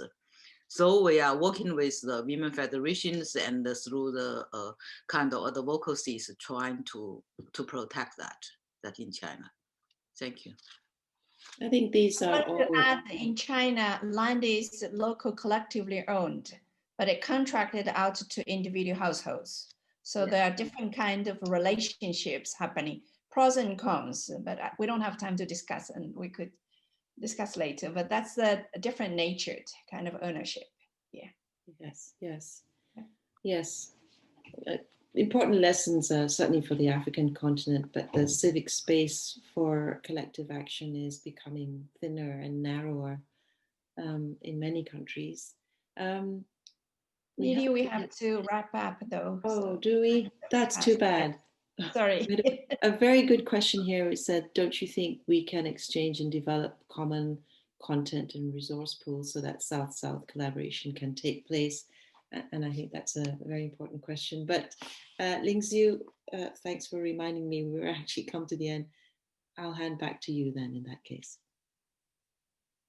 Oh, thank you. I think it's we should follow the schedule. We have a few minutes break, although we're a bit late, but I think people need to stretch a bit and then coming back within 10 minutes. And then we start next session.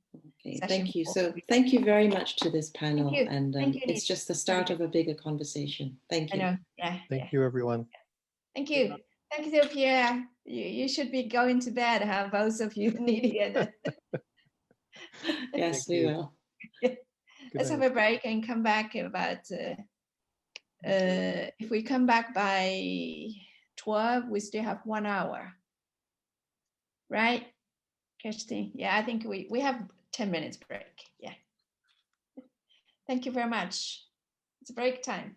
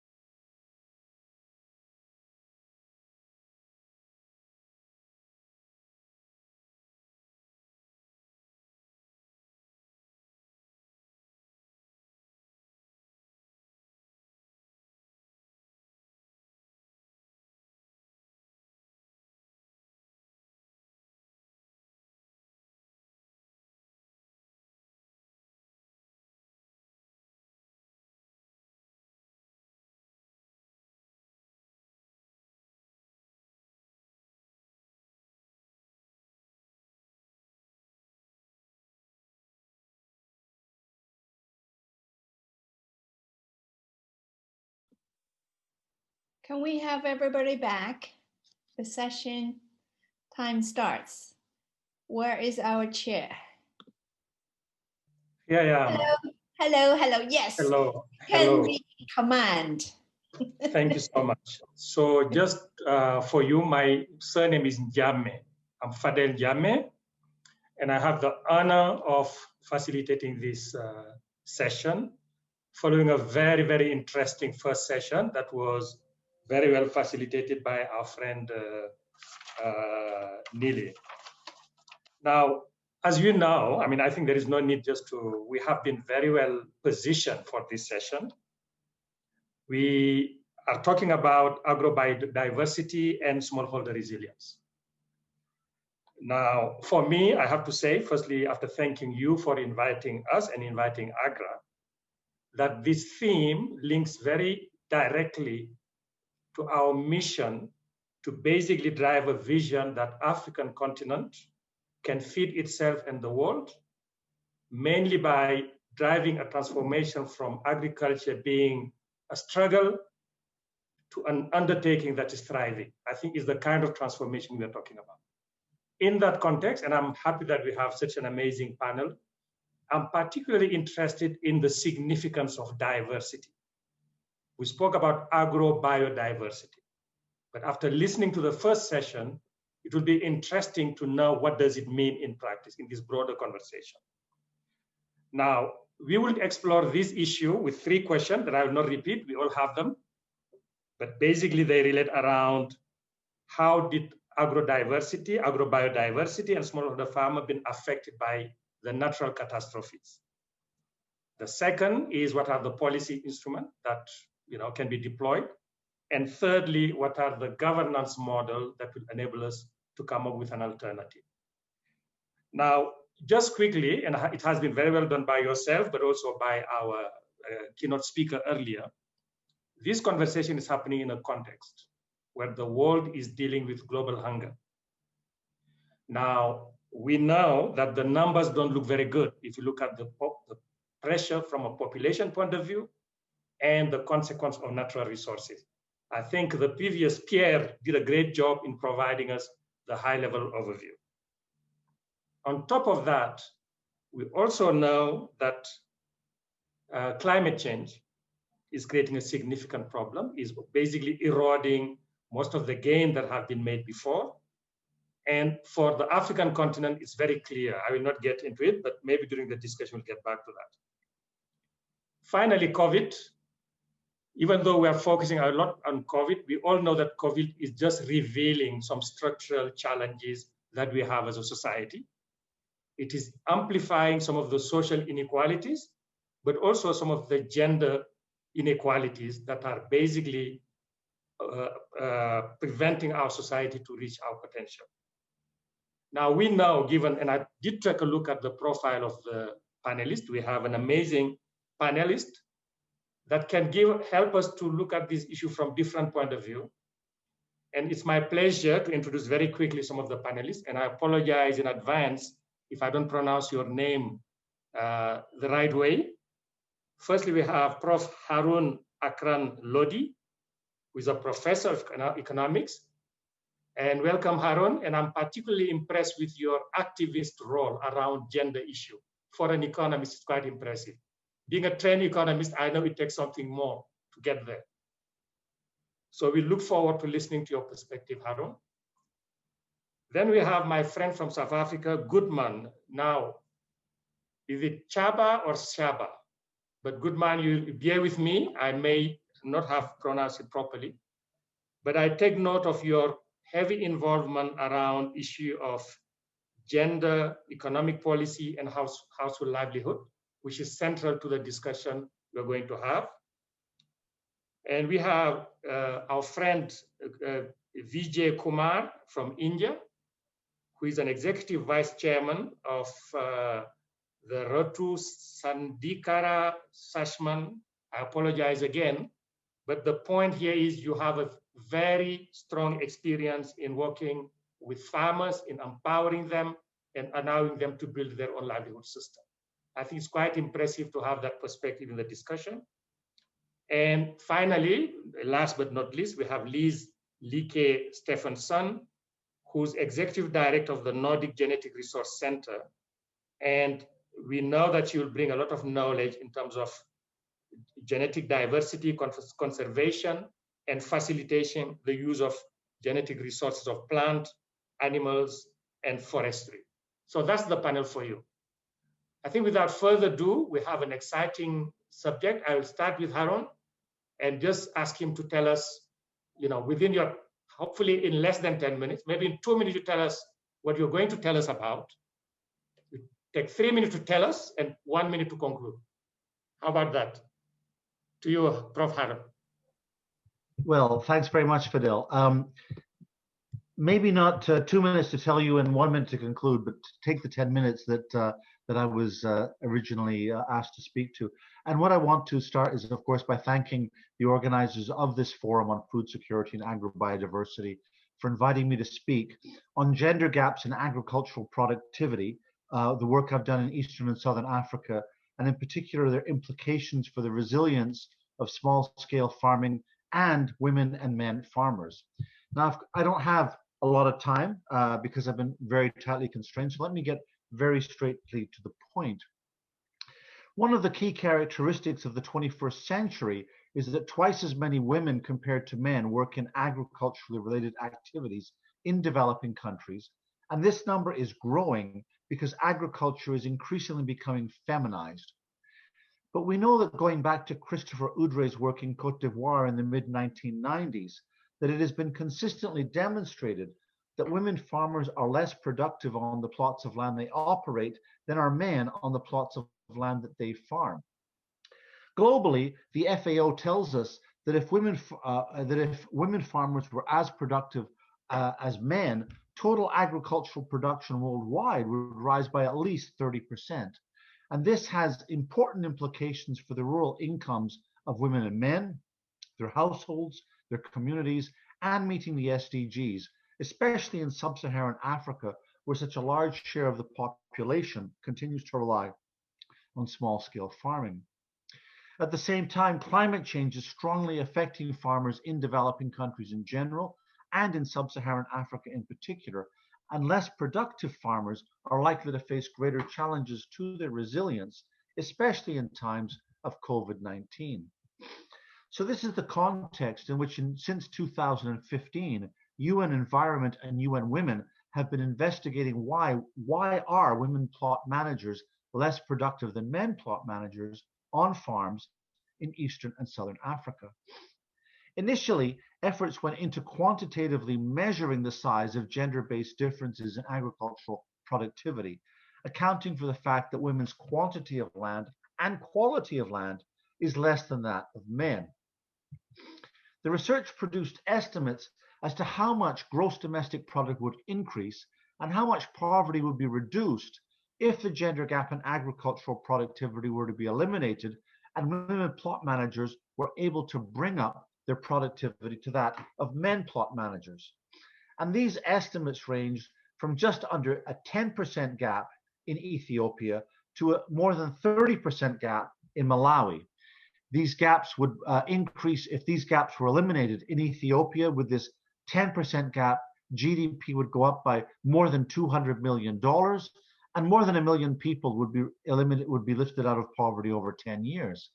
In Malawi, with a 31% gap in agricultural productivity between women and men plot managers, GDP would go up by more than $110 million, and 2.4 million people would be lifted out of poverty over 10 years. So this has clear implications for poverty reduction, resilience, and the SDGs. So the research also looked at what statistically caused the gender gap in agricultural productivity. What we found was that, generally speaking, it was the inability of women to use their husband's labor, along with gendered crop choices, and thirdly, gendered uses of technology, which helped explain statistically the gender gap in agricultural productivity. But statistical causes depend on what questions are asked in surveys and who is asked of them. And so in 2017, I was asked by UN Environment and UN Women to do fieldwork in Malawi, Uganda, and Tanzania to ascertain as to whether the statistical causes were accurate in explaining why women farmers were less productive than men farmers. And in this work, I identified 3 key drivers of gender differences in agricultural productivity. The first was that women's responsibilities to provide unpaid care and domestic work in the home and in their community reduced the amount of time that they could devote to their plots of land. This unpaid care and domestic work included household maintenance, cooking, cleaning and care, as well as water and energy collection, and these could require between 4 and 6 hours of work a day. Now, because labor is a principal input into plot production and therefore productivity, allocating time to unpaid care and domestic work reduced time on plots and so impacted upon gender gaps in agricultural productivity. Second, women's responsibilities to provide unpaid contributing farm labor on plots of lands principally managed by their husbands further reduced the amount of time that women could devote to their plots. And once again, because labor is a principal input into plot production and productivity, less time spent by women working on their plots of land impacted upon their agricultural productivity and produced gender-based gaps. Thirdly, the physical injuries caused by gender-based violence reduced the amount of time that wives could spend on their plots of land. As well, gender-based violence was used by some husbands to take control of their wives' cash and crop resources. So gender-based violence reduced women's labor supply, acted as a disincentive of women to save, acted as a disincentive of women to invest, and resulted in a need for women to increase casual wage labor and petty trading to earn money for their homes. Distinct economic consequences that are very little considered in the policy literature. Now, the quantitative and the qualitative results can be easily shown to be consistent because women's inability to access their husband's labor, as well as gendered crop and technological choices, reflect social norms and values that generate an expectation that the meeting of household needs is first and foremost the responsibility of women, an expectation that at times may be enforced through violence. In this way, gender relations in the home reduce the amount of time that women can spend working on their plots of land. This reduces the rural incomes of rural women, and it should be said of rural men, and their resilience in the face of climate change. This will only have been worsened by COVID-19, which in many places has witnessed a strengthening of gendered social norms and values, and an increased need for care as people fall ill and children are unable to go to school, with implications for gendered agricultural productivity. And for this reason, the work that I did in 2017 and the quantitative work that I did earlier remains especially important now, and it should be noted in this slide that this work remains ongoing. For UN Environment and UN Women, we've tried to do it in South Africa, but technical issues prevented it. We are currently trying to do it in Kenya and in Zimbabwe. What we need is there in Kenya, but it has not been processed. And in Zimbabwe, we're having challenges accessing the data that we know is there, and we need to do some of this work.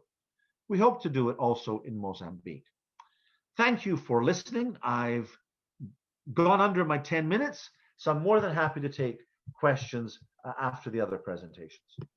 Thank you so much, Prof. You actually did less than your time allocated. You did better than I was suggesting. But just to a quick note, I mean, it's very clear that you understand what is at stake here. There are some structural gender discriminatory practices that are holding the household and the economy back. Yes. I think on the basis of both your quantitative and qualitative assessment, the countries and the households are losing significantly by not allowing women to take full advantage of their opportunities through the choice of their crops, the use of their labor, and how these practices are being sanctioned within specific society. I think it's also very refreshing to know that you are expanding this line of work to other countries and bringing out the practical implication of those gaps for the country concerned. So that's a very good start for our session. It's interesting that it's not only us and them, even within the domestic household, you have some power dynamics that are creating some problem. Very well articulated. Now let me move to our second panelist, who is my friend Goodman, who will give us his perspective from where he's sitting, how the issue of diversity and the resilience for smallholder farmer, materialize itself in the work you're doing and from where we're sitting. So over to you, Goodman. Thank you. Thank you very much, Dr. Fadel, and thank you to the organizers of this forum for inviting me and UN Women, and greetings to all fellow panelists and all the distinguished guests. I hope that I am audible on the other side. Yes, very perfectly, Goodman. Thank you very much. I will probably give a short snap on the agrobiodiversity as well as small-scale farmer resilience and some experiences that we have observed here in the South, specifically in South Africa and the SADC countries. I will jump some of the slides because they may not have adequate time, but let me first indicate that as UN Women SAMCO, we are responsible for the Southern African Custom Unions and the Southern Development Community, SADC. And then we're covering countries such as Botswana, Lesotho, Namibia, and Eswatini. And then our priority areas, UN Women in South Africa is, and the SADC, is to prioritize the plight of women inclusion in the main economy, and then ensure that they benefit equally from governance systems, and their income is also considered as we are all aware that there has been income disparities that emanated from various aspects of our cultural and social aspects. And then we also focus on the areas of decent work and then economic autonomy for women, and ensuring that women and girls live a life that is free of violence. I am going to zoom into climate smart agriculture, agrobiodiversity, and agroecology. However, I must indicate that our program in the SAMCO also include the areas such as gender equality and women economic empowerment, accelerating women-owned microenterprises, women economic empowerment, gender-based violence, peace and security, HIV and AIDS, social protection. So those are the other area programs that we are focusing on, but specifically today, I'll zoom into agrobiodiversity. Some of the elements my fellow panelists have already highlighted. I'm just going to rehash them because they are important as a background to the issue that we are facing today. We are experiencing the issues of climate change, and our climate is changing and temperatures are increasing. We are experiencing extreme weather conditions, and there's extreme El Ninos and flood and hail, drought. Even in areas where they never occurred in the past, we are just beginning to see some of the drift into these things. And the effect on the agriculture results into pest, crop failure, livestock death, crop damages, and low yields. And in the SADC region, we have already started to see this, and also in Kenya, currently they are experiencing devastating pests. So these are the kind of things that we will see becoming more and more prevalent in the continent. And the most critical thing that I must note, Chair, is the fact that women mostly are vulnerable, and children, they bear the brunt of these extremes.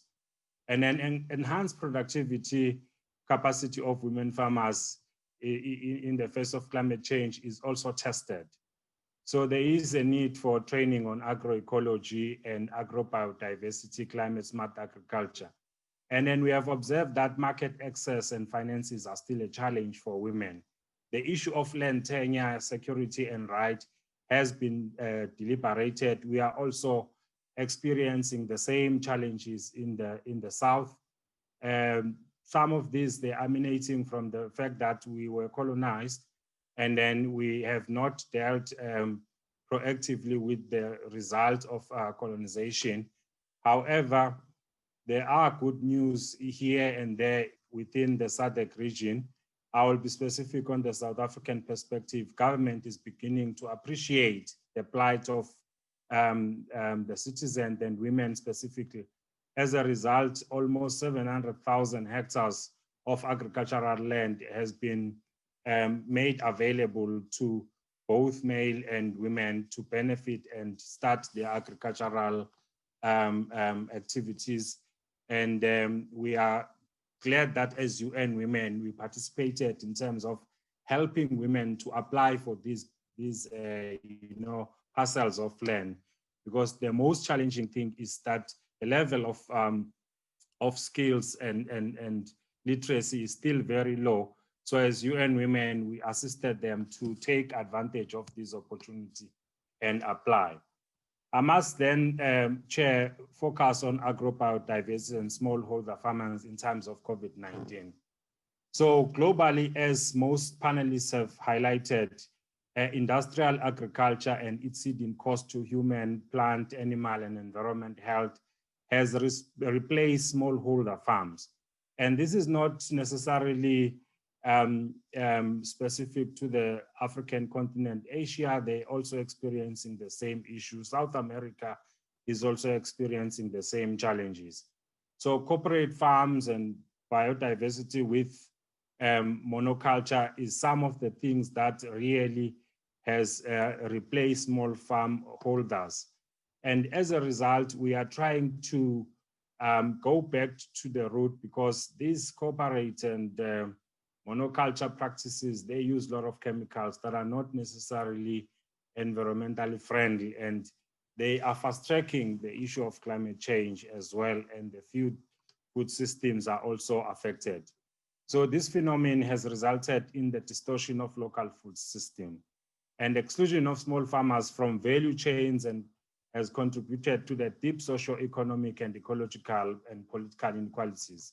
We have seen these things during the COVID-19, where small-scale farmers were indirectly excluded because certain restrictions or regulatory restriction of government did not take into cognizance of their existence, because they are mostly playing in an informal sector. So it is pleasing to report that our government in the South were very quick to identify the issue, and then they responded positively. In South Africa, specifically, the COVID-19 pandemic weighed heavily on food supply, volatility, and efficient distribution of food. And women were most affected by these, adversities. So the dominant industrial food system faced significant supply chain interruptions, and in some cases, major food losses were experienced in the country. And FAO has reported that this has a significant economic impact in the country. So therefore— Sorry, Goodman, you have 2 minutes to wrap up. If you can just, okay. All right, thanks. So it is very important, Chairperson, that the policy environment can create transitional pathway for a new phase of South Africa in agriculture, and that embraces a just and localized food system, which can then benefit the local people while still addressing the issues of climate change. In conclusion, Chairperson, I must indicate that the issue of ICT is still a big challenge, and then the training and capacity building and the special data, literacy levels, and finances are a challenge. However, as UN Women, we are partnering with the private sector and the government to try and address these challenges. Thank you very much, Chairperson. I will await for the questions. Thank you so much, Goodman. I mean, for a very clear articulation of the challenges faced by women. I, take it that you have a lot of focus on empowering women, and specifically in relation to farming and agrodiversity. You highlighted the specific challenges linked to smallholder farming, as opposed to the corporate farming, which have a tendency to kind of dominate and exclude the smallholder farmers for whatever reason. And you probably also insisted on the need to acknowledge the significance of smallholder farming and accommodate policy, practices, and support that will help us to thrive even under harsh conditions.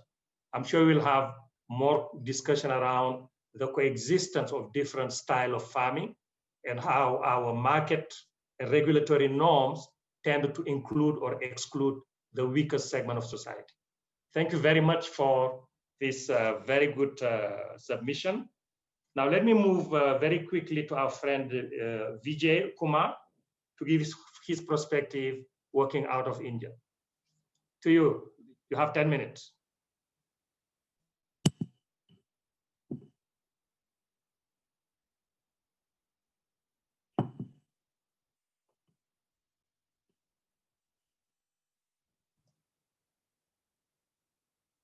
Yeah, thank you. Greetings. Thank you, Dr. Fadel. Thank you, UNEP and UN Women, distinguished panelists and participants. I'll share my presentation about the work that we are doing in Andhra Pradesh.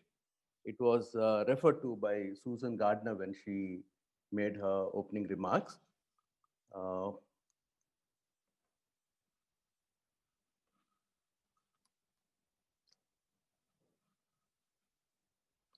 Yeah, I hope my screen is visible.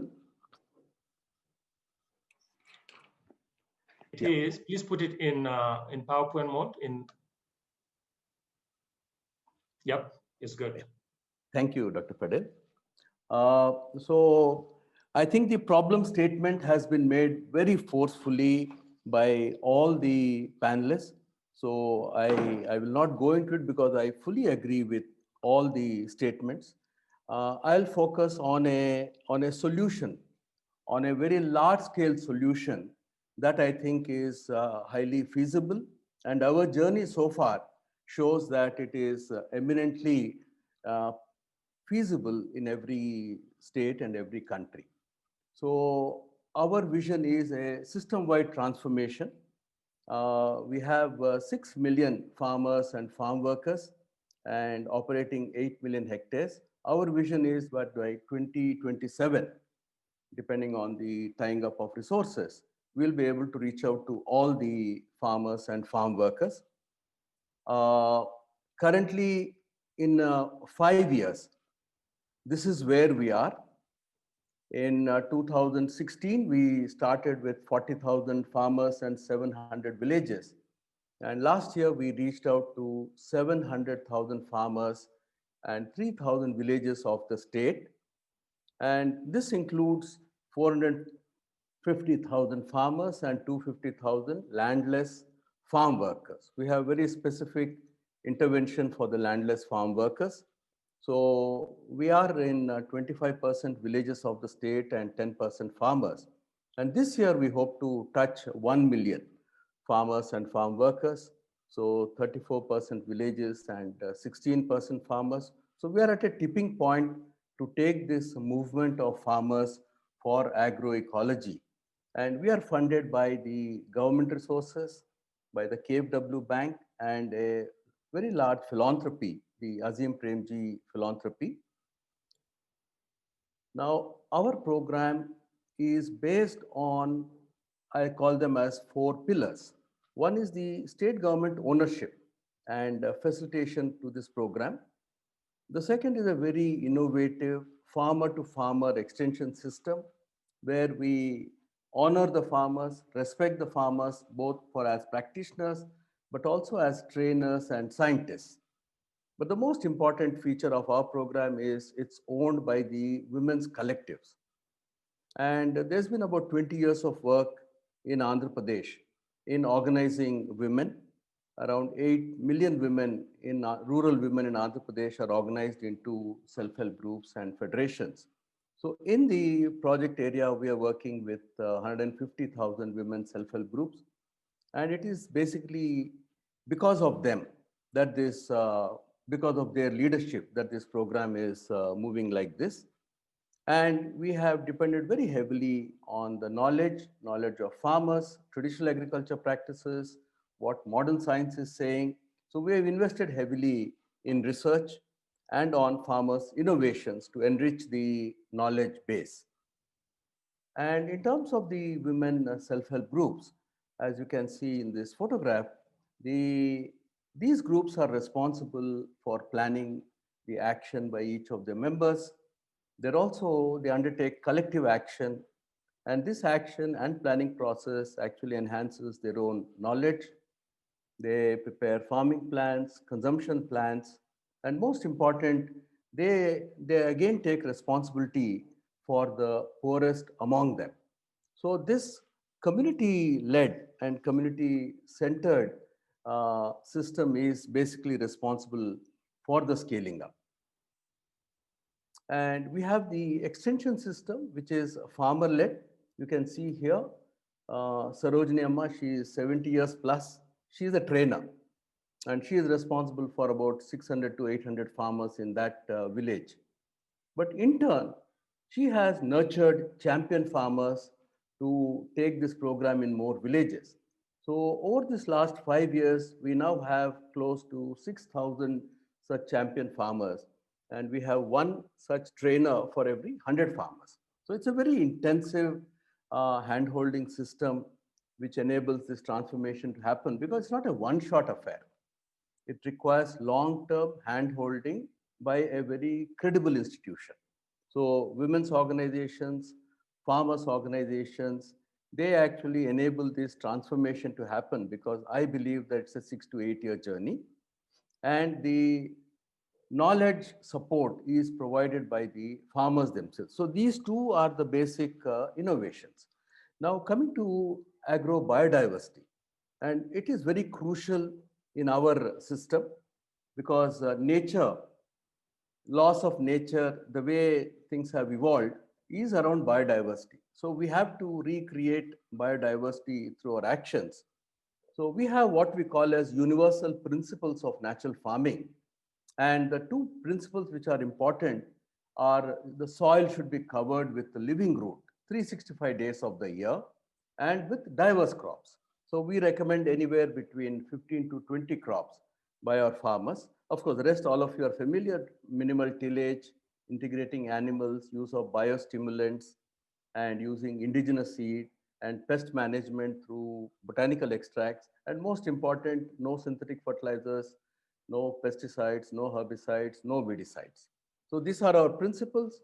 What is unique about India and our practice is the use of biostimulants through cow dung and cow urine, local material.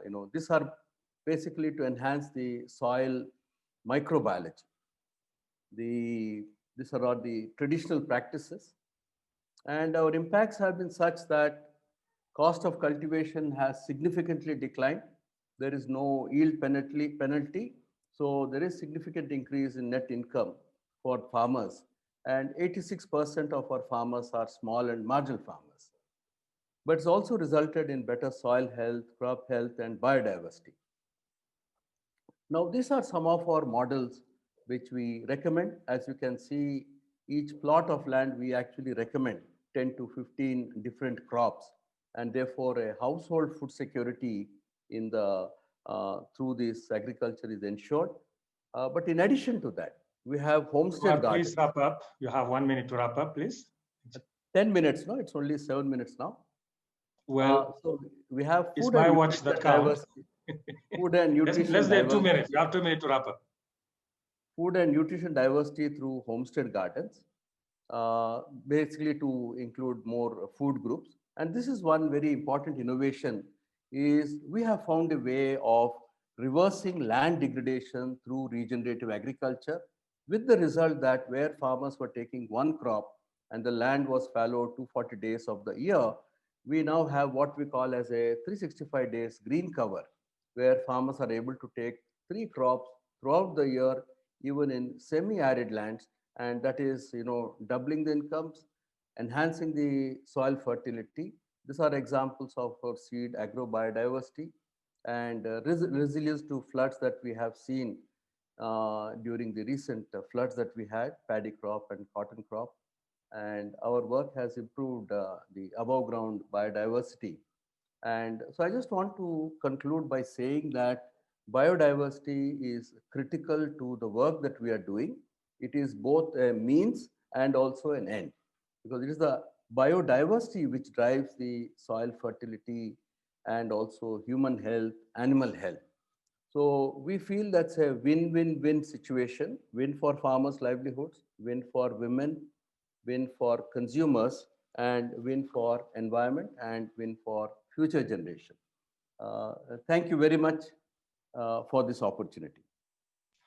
Thank you so much, Kumar. I mean, that's quite an amazing presentation. And I think you took on a very important challenge of really an approach to empowerment, community empowerment, that can deliver results at scale. You show how building on communities' own self-drive mindset and using science, technologies, and experimentation, you are able to reverse some of these trends that have been creating by loss of biodiversity. And finally, I think you have some very specific recommendation that I'm sure everybody in this call would be interested in learning more about them. But thank you for an amazing testimony from India. Now let me move to our last presenter, who is Ms. Liz Lykke Stephenson from the Nordic Genetic Resource Center. Liz, over to you. Thank you very much, and what a fantastic presentation by the previous speaker. Yeah, and I just want to follow up maybe a little bit. Now we are very far north, and 900 kilometers from the North Pole. But it's also about dealing with something which is really important for all farming communities, seeds, and for now, but also for the future and for future generations, for preserving, for biodiversity, and for climate change. I'm going to tell you about the Svalbard Global Seed Vault and why this is important, and what does this actually mean. As previous speakers has also said, genetic diversity is very important. It is important that we have the diversity, so we have resilient systems, and the greater the diversity is within one species, the greater that species, the chances is for long time survival. So it's important that we have this agrobiodiversity, and it's I think this about intercropping, but also within a particular species is very important. And smallholder farmers, they're really important in preserving genetic diversity. And because that is the diversity that belongs to the, how I say, the environment and the community. And they are, how I say, preserved maybe through the community, but they're also vulnerable if things should happen, and it can be everything from climate disasters to war, flooding, and so on. So, and what we see is that the COVID-19 has put pressure on the genetic diversity and also on the local food systems and local communities, and all the genetic diversity is decreasing, and that's why both governments and farming communities should maybe have a second look at how the genetic diversity is conserved for the future. A lot of the genetic diversity is conserved in the gene banks of the world. It can be either international, the really big ones, so it can be a small gene bank for the local community. And you can store them both ex situ, or in the gene bank, or in vitro, like many potatoes are, or other propagating material. And then it can also be in situ. And a lot of the diversity is actually conserved in situ, but what is conserved ex situ can actually be secured as an extra level of security into the seed vault. And the seed vault is really on top of the world, as I said, in a very cold place. The nearest neighbor is a polar bear. The storage up there is free. It doesn't cost you anything. It's free of charge. And we don't own the seeds. You own the seeds in a black box condition. And there are no transfer of ownership. It's your seeds. And they should be, though, available for research or education from a gene bank. It can be waived in some cases. We've done that for local indigenous communities. And today we actually have more than 1 million seed samples from 87 gene banks, and basically covering most of the world. And why being so cold up there north? Well, there is a reason why. Norway has always been very committed to the sustainability agenda and for biodiversity. So they have offered this seed storage at Svalbard. It's very cold up there. It's permafrost, meaning that they are cooled down. And it's also a very stable place, geological, but also politically. And they have a really good infrastructure. And Nordgen, we have been up there since 1984, and actually we started with having a backup in the coal mine, but today it's in the seed vault, which is a, how to say, more secure place. It's owned by Norway, as I said, and then it's operated. The administration is from the Norwegian Ministry of Agriculture, but Nordjylland, where I'm coming from, we have the operative responsibility of the seed vault, and as a gene bank, we know what should be known about conserving seeds. And then the crop trust is very important. They are both facilitating that seeds can be sent up there, and then in some cases they pay for sending the seeds, and they also pay quite a lot of the the management operation. We have an international advisory panel covering both genders and generations and the whole world, and they meet every other year, and they come from gene banks, research institutions, private plant breeders, and governmental institutions. And this means that we do have a lot of international corporations get together. We talk about how to preserve seeds and the importance of it, both in respect of climate change and also be protecting the gene banks. And we see this, that crop diversity is so crucial for developing new crop varieties for the needs that there are, but they're also very important, especially these times where hunger is knocking on the door. So we are, and communities are able to produce food. And now I'd like to show a short video with you. It was made in February this year when we had a delegation from the UN, the SDG Target 2, where they were discussing hunger and seeds and SDG. And they came up and visited us, and we had an event where gene banks were depositing their seeds. And out of this came this short video I'd just like to share with you. Good to see you.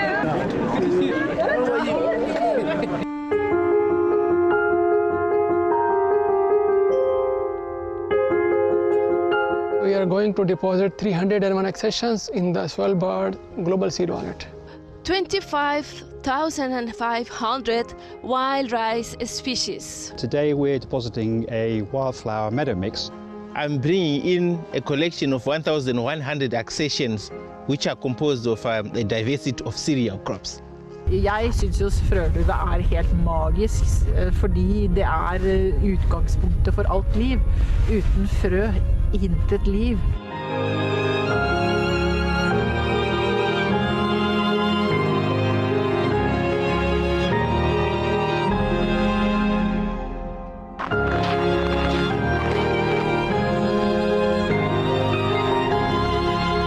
The seed vault is critical for preserving crops and diversity.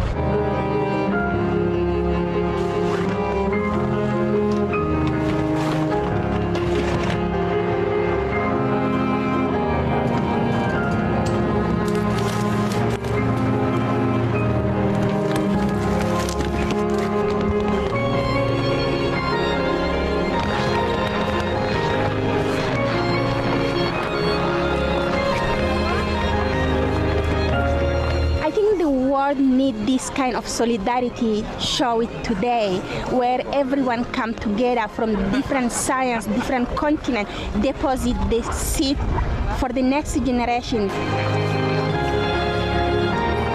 er helt utroligt at stå her i dag og se den tillid, som verdenssamfundet har til Nordgen. Hvordan de stoler på, at vi er i stand til at håndtere deres frø.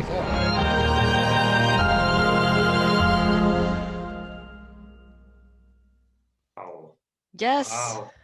I'm prepared to serve on the panel, and if you have any questions, just let me know. Thank you. Thank you so much, Liz. I mean, it's amazing to see so much warmth in a very cold place. And I think just to echo one of the participants saying that the world needs so much solidarity to make sure that we can preserve a seed for future generation. I think your presentation brings a new dimension into this whole discussion. Firstly, you emphasize the significance of genetic diversity for our survival as a species, by the way. but also the role that smallholder farmer play in this. Now, I think for me, there is a theme running across all the presentation. We are going now to get to the discussion, but one thing I just want to highlight is the fact that from Prof. The first presentation, there was a very good economic assessment of what economists call the opportunity cost of gender inequality. We are actually incurring significant costs by not enabling women to bring out the best of what they have for the good of the household, but also of the country. Now, not only quantitative, but qualitative. Then we have very two fascinating experience of practices of empowering of women and promoting their own initiative, both from South Africa. I think our friend from India gave us a very good testimony of how commitment to agroecology, community empowerment, and building resilience over time can enable us to deliver impact at scale. And your presentation brings back the whole notion that we are in it together. I think we have a very fascinating discussion already.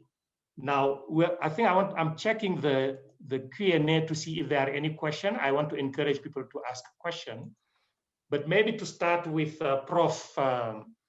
Aaron, just help us with the economics of it. I mean, how come something so important as appreciating, acknowledging diversity, recognizing the contribution of all is being threatened by the dominant practice, not only at the global level, but even at the household level in developing countries? What is the governance? What should change? What are the suggestions that you will be making? And I will ask the same question to everybody, but let me start with you, Prof. Aaron. Well, thanks very much, Fidel, for a very important question. And I have to say that I really appreciated all of these presentations. The Svalbard seed vault is something that I'd use in my teaching. I've used for many, many years. So to see this video was quite impressive to me. And Vijay, the example of natural farming in Andhra Pradesh is also something that I use in my teaching. So to see these examples is really quite remarkable to me. The thing that I just put in the chat box as a starting point in terms of the specifics of biodiversity is to really emphasize the point that women farmers in the Eastern and Southern African region, but also in many other parts of the world where I work, are responsible for the food security of their households.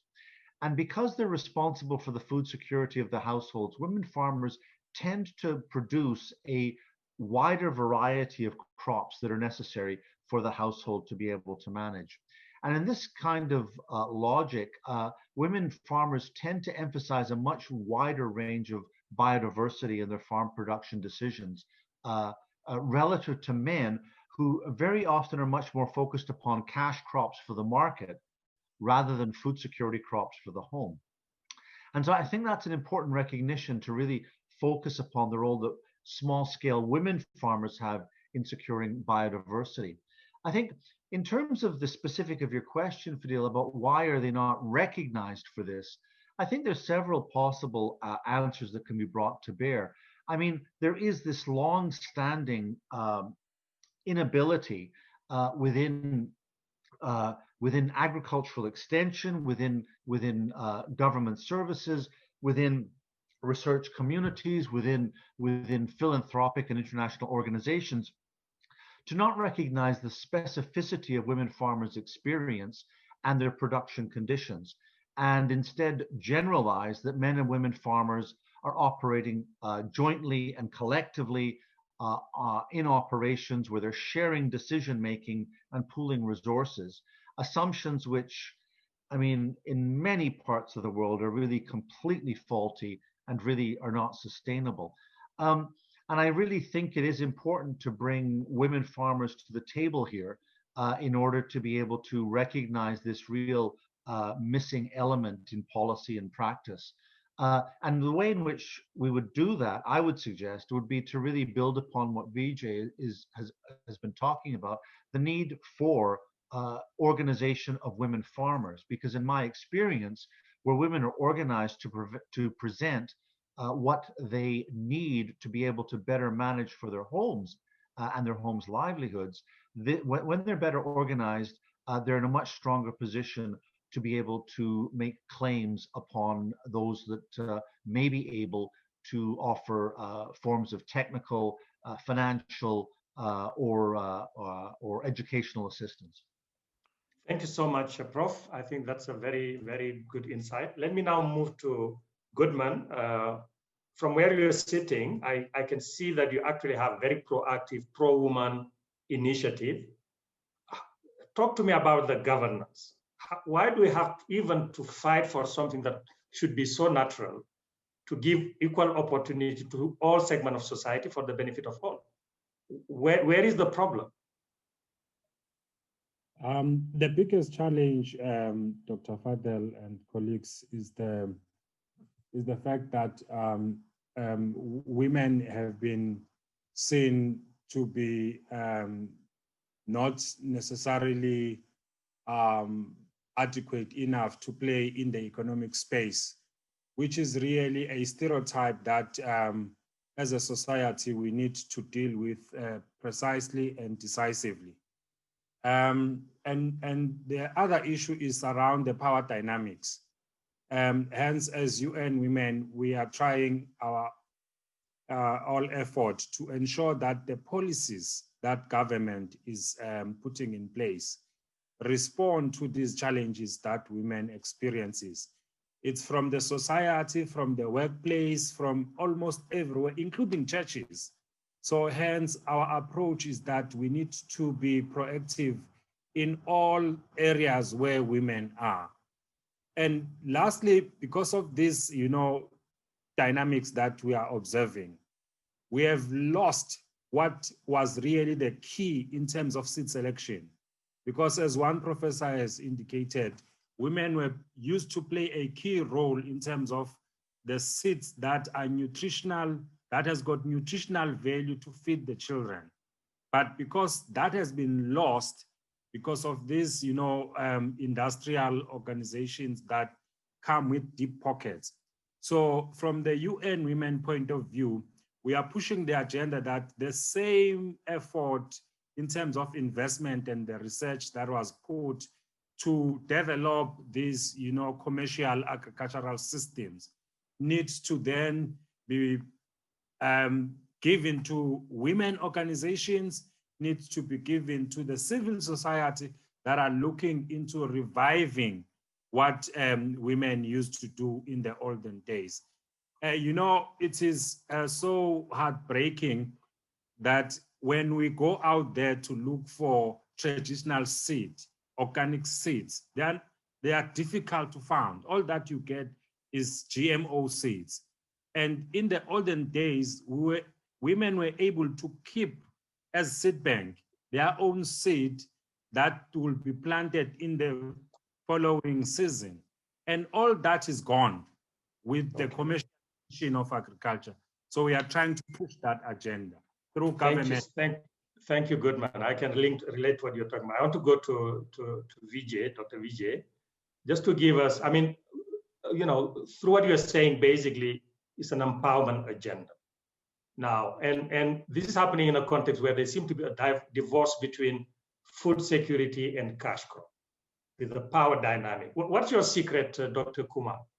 How do you go about building, re-empowering a segment of society that have been left out for so long and delivering impact at scale? And what is the governance? How do you replicate it? How do you institutionalize it? That will require a fairly long presentation. And I know you can do it in 2 minutes. So, so it's, I have been at it for 20 years, so I can't sum it up like this, but it takes time, and you need a strategy. You need good governance. Government has to recognize the role of women in society. It also doesn't happen automatically. It has to be forced many times. But there could be enlightened leadership, enlightened bureaucracy, which enable that to happen. In fact, I led the women's movement for about 15 years in the country. In my state, I was able to organize 11.5 million women in the 10 years I headed the program. And to me, this is very critical, and we cannot have shortcuts. If you don't do this, everything else will be, you can pass all the laws, you can pass all policies, you can have a lot of money, but nothing will happen on ground. So, and if you do this, then everything else happens very easily. I don't put in much effort. It's happening on its own. But coming to biodiversity, what I want to say is, we have taken a stand that crop biodiversity is critical for soil fertility. And in turn, if you keep the soil fertile, then you have less pest problem. So it's a win-win-win situation. So that is why we insist on 12 to 15 varieties of crops, even in a crop like cotton. So we have some border crops, we have pulse intercrops, we have trap crops. So it is not easy, because the mindset over the last 60 years, thanks to Green Revolution, has been monocrop, monocrop, monocrop. And we tell them that you have to choose between life and death. So you decide what you want. So living doesn't mean only human beings. Living means microbes, living means animals, living means birds, insects. So not only will you be alive, you will keep the entire planet life alive. So it's a very simple choice. Basically, you die or you keep everyone alive and you also be alive. Thank you. No, it's I mean, like all great wisdom, it sounds simple, but why is it not happening at scale? And that's the question Liz is going to help us with, because it's amazing that we are able to rally in a very cold place. I mean, being from the western part of Africa, thinking about your place makes me feel cold, but it's the greatest warmth I have seen. What is required in terms of institutional arrangement, governance, and commitment to show that we are in it together? Why are we doing it there when, what is the incentive system we need to build here? Can you help us with that? Yeah, I think first I'd like just to say that this whole discussion about agrobiodiversity and how keeping it in local communities and in charge of women, I think this is actually the core and the basic for agrobiodiversity in the world. Because although we have nice gene banks, the diversity and where we shall find solutions if everything else fails, that will be there. So I think that's so nice that this is on the agenda. What does it take to store seeds at Svalbard? First of all, your seeds should it's a second backup. It's a safety backup. So you need to store them yourself. That can be in situ in the local farming communities, because that's where you really keep the seeds. You need to have them somewhere else. And then if you have a copy, you can put them at the Svalbard Global Seed Vault. You just contact us and we will make all the arrangements. As I said, we don't own the seeds. It's your seeds. It's free of charge. It doesn't cost you anything. But if something happened to a region, a community, then you can get this backup. Like with the Ikada in Syria, when they had to flee the gene bank there due to the civil war, they had a copy at the seed vault. And the gene banks from Lebanon and Morocco, they actually went to get those, I think it was more than 170,000 different seed samples, and they have regenerated it and put it back. So now, if there's one day that the gene bank in Syria can operate, they can get a whole new gene bank back. So it's a security. If something happened, and many things can happen in these days with the climate changes, there can be all sorts of threats to a local farming community or a gene bank. So that is it. It's not very complicated to store your seeds in at the seed vault, and you can get them anytime you want. It's your seeds. So, which means that people will trust that they can get it back anytime they want. Yeah, I clearly hope that they will trust Nordgen and Norway on that. Yeah, and hopefully they should never have their seats back. because hopefully the community is fine and they have the diversity and everything is good. But if something happens, it's a safety backup. Yeah. So we don't have many questions in the chat unless I'm missing them. So I would like to have another round of question just around the governance. I mean, maybe Dr. Kumar, you will help us because your own approach acknowledge a role for government. So government, the community, the farmer, and their wisdom and the community. Do you see any place for private sector? I mean, the reality is today we are meant to believe that we need lots of food that has to be produced in a timely manner to meet the requirement of people. Yeah. Does your approach lend to itself to meeting those targets? Can we replicate it in other ecologies? What are the requirements to scale it beyond where you are now? And I know it takes time. It's not a magic bullet. I understand that.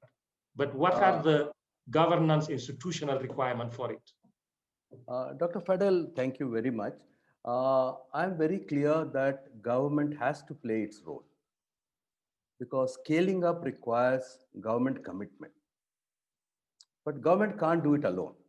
So government partnership with community organizations, NGOs, private sector. So it is an ecosystem that has to be developed. So it's not one or the other. I agree with you. There's a lot of role for the private sector. And especially we are seeing now that, the private sector is coming to me saying that this food is more nutritious, more rich in nutrition. How can we support you? So I think there's an ecosystem needs to be built, but ecosystem around certain values. And the values are around biodiversity, around equity, around women empowerment. So I think if all of us agree that there are some shared values in the society, we can come together. But the point that you were talking about, can we meet the world food security? I can assure you that this is the only way of doing it. Because we have vast areas which are semi-arid, where the rainfall is 400 to 500 millimeters per annum, and 17 out of last 20 years have been drought years. But under those conditions, using regenerative agriculture, we are enabling farmers to take 3 crops. And productivity-wise, yield per acre for our 9 major crops, the regenerative agriculture crops are either better or on par. So really there is no yield penalty. So what I'm offering are 3 wins that on a per acre yield basis, we are highly competitive. Number 2, we can produce more because the same unit of land is actually being used for 365 days of the year rather than 120 days. And the third thing is that we're able to restore degraded lands. And if you look at 5 billion hectares of land worldwide is a desert. If you just restore 20% of that, there is no issue of global food insecurity. The last point I want to make is water is another very serious problem. And there's a huge advantage for tropical countries that we have water in the air, which is up to 50,000 parts per million.